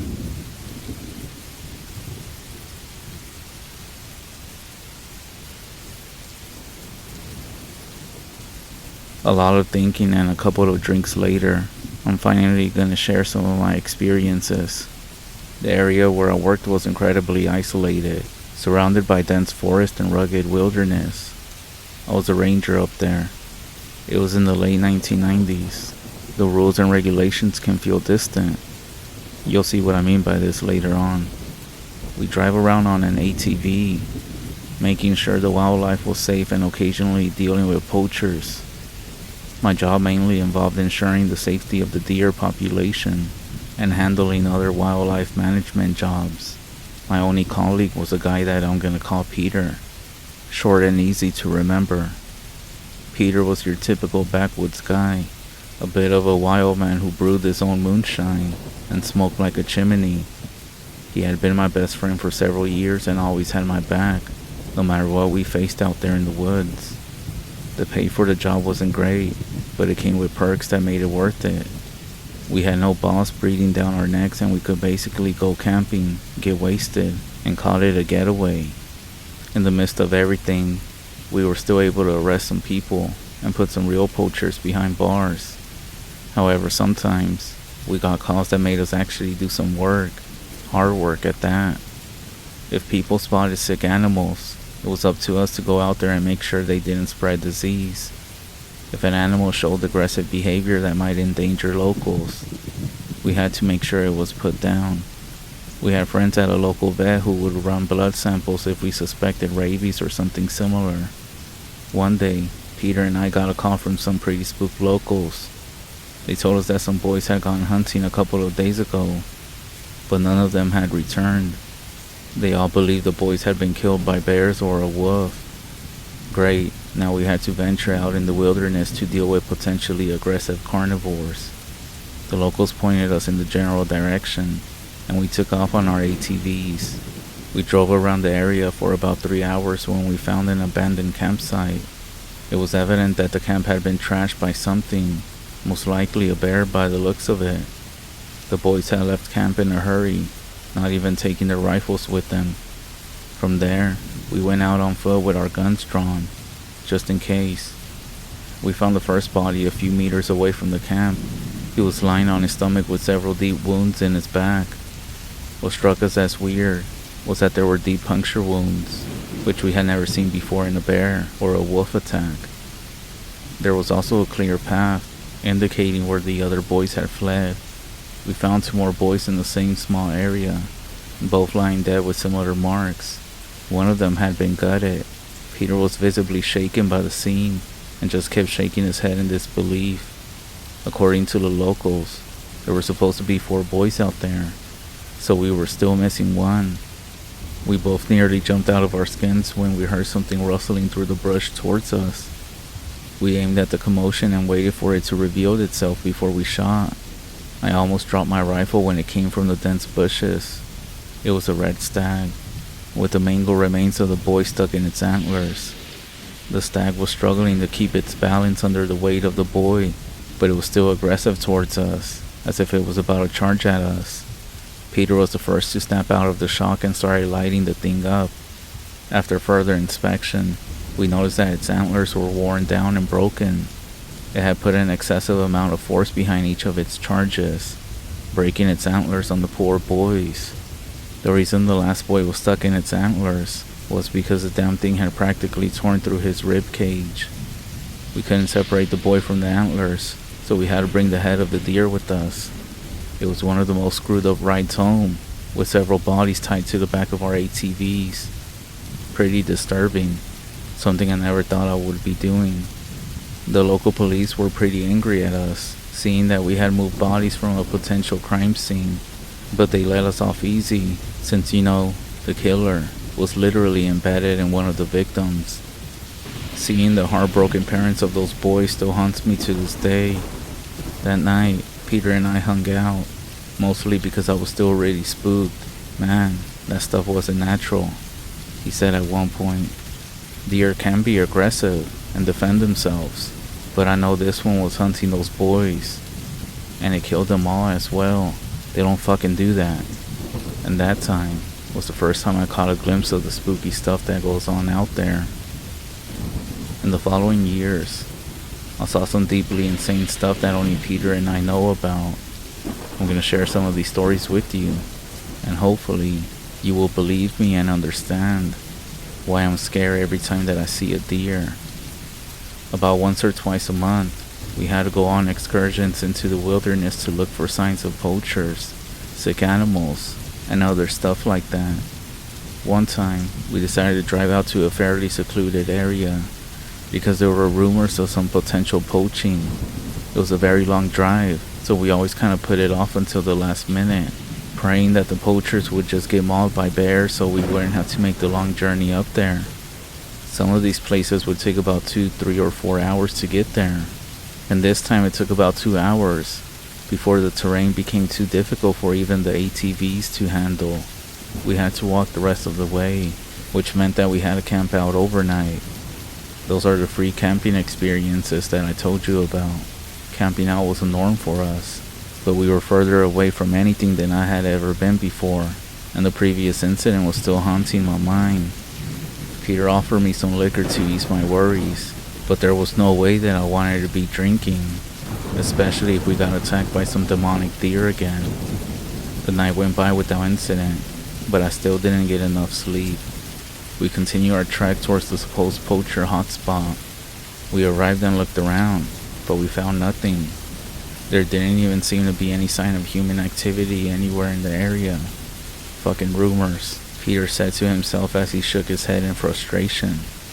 Normally, we would be happy to find nothing, but this time we were just exhausted and cranky. We were then startled by a loud echo through the forest. What the fuck was that? Peter pulled out his rifle and aimed where the noise was coming from. Even though it went against our instincts, we had to go investigate it. We got to a small ridge that overlooked the clearing. In the middle of the clearing, a group of 5 stags were huddled together, their heads down, as if they were grazing.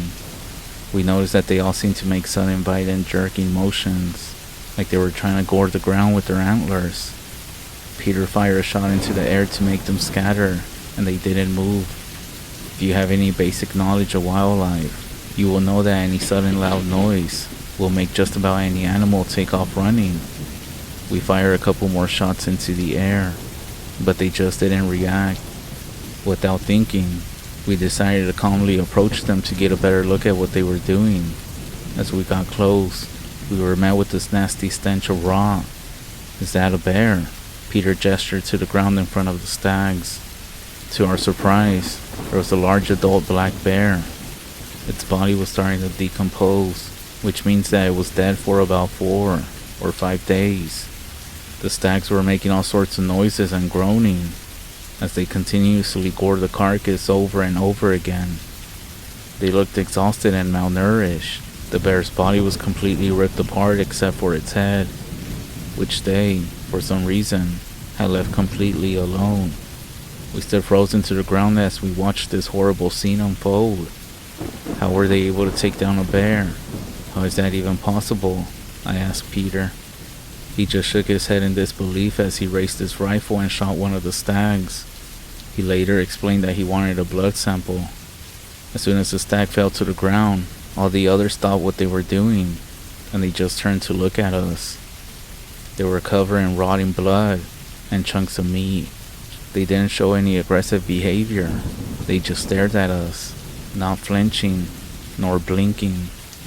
Peter changed his mind about the blood sample at this point, and just slowly started backing away. I followed him and raised my rifle, just in case. We reached the ridge. They resumed their eating once again, not even paying attention to us.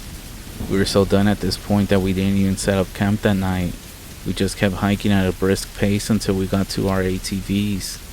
None of us said a word during the entire ride home, except for the occasional F word. That incident really did something to Peter. It did take him a couple of weeks before he went with me into the forest again. He was completely convinced that the stags were being manipulated by a witch or something, which I'm not really sure of. I don't really believe in witches and all that. I just believe that nature is a lot more screwed up than we realize. We've been away from untamed nature for so long, living in our towns and cities, that we forget how scary and unpredictable nature can be, especially when it comes to all sorts of animals living in the deep woods. But still, there was something just off about those stags, and I still don't have an explanation. One day, we got a call from the local police.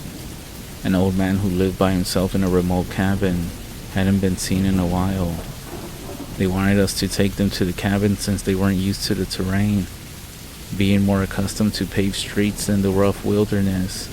We drove them out to the cabin and parked a few meters from the front door. It was pretty clear that something happened. The door was completely knocked off its hinges, and the cabin was empty. The officers then asked us to assist them in their search, and we agreed. The initial theory was that he had been taken by a bear, which seemed plausible considering the door's condition. We spread out and followed whatever trails we could find. It only took about half an hour before one of the officers called something in. He sounded a little shaken, but he gave us detailed directions to where he was. He didn't tell us what he had found. He just said, "You'll want to see this for yourselves." When we got to where he was, it wasn't clear what he had found since nothing looked out of place. No broken branches, no trail, nothing. He just pointed up to a long tree in front of him. Slung over one of the higher branches was a fresh deer carcass. Now this was weird, strange, but we didn't see what this had to do with the case. Then we noticed something even stranger further up the tree. There was a black bear carcass. Something had killed a bear and then placed it in the tree.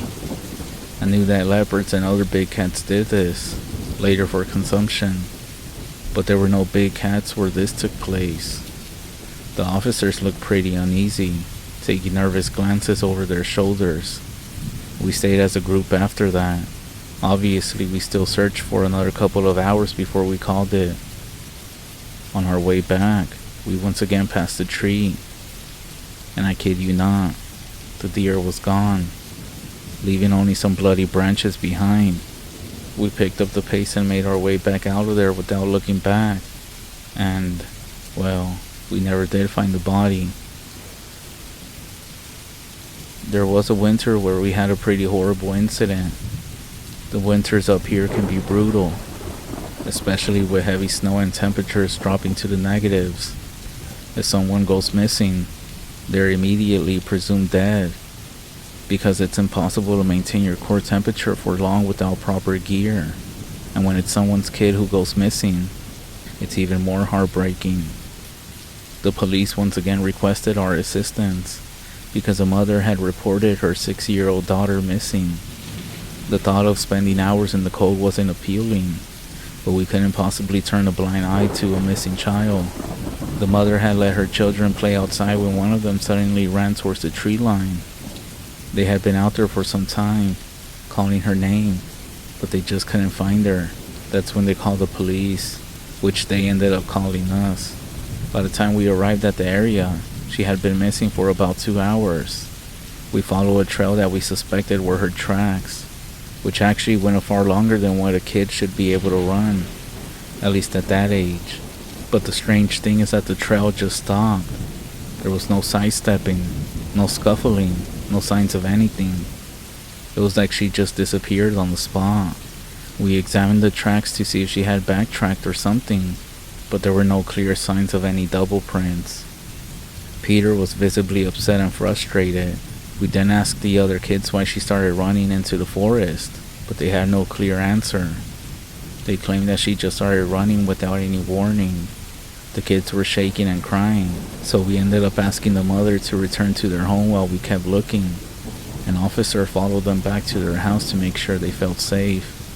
About 15 minutes later, one of the officers got a call on the radio.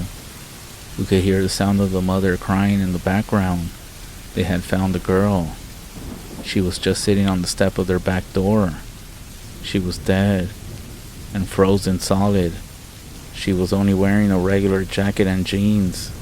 Considering that she was supposed to play outside for some time, the mother had locked the doors before they left because she didn't want anybody going inside, possibly to rob anything while they were away. To this day, I still tear up when I think about it, but I still have many unanswered questions about what happened. The obvious answer is that she went back home and then froze to death while she couldn't get inside. But I still think there's more to it. If she had ran back, how is it that none of her siblings or her mom noticed her? Why didn't she respond to their calls? How did she run back without leaving any tracks? How was she almost frozen solid even though she was only missing for 2 hours? Sorry, 4 hours. None of the neighbors saw anything strange, so there was nothing to investigate. The mom, unfortunately, blamed herself and became an alcoholic. I still think about the incident every day, and for some reason, it just hit harder than the 4 boys who had been mauled to death.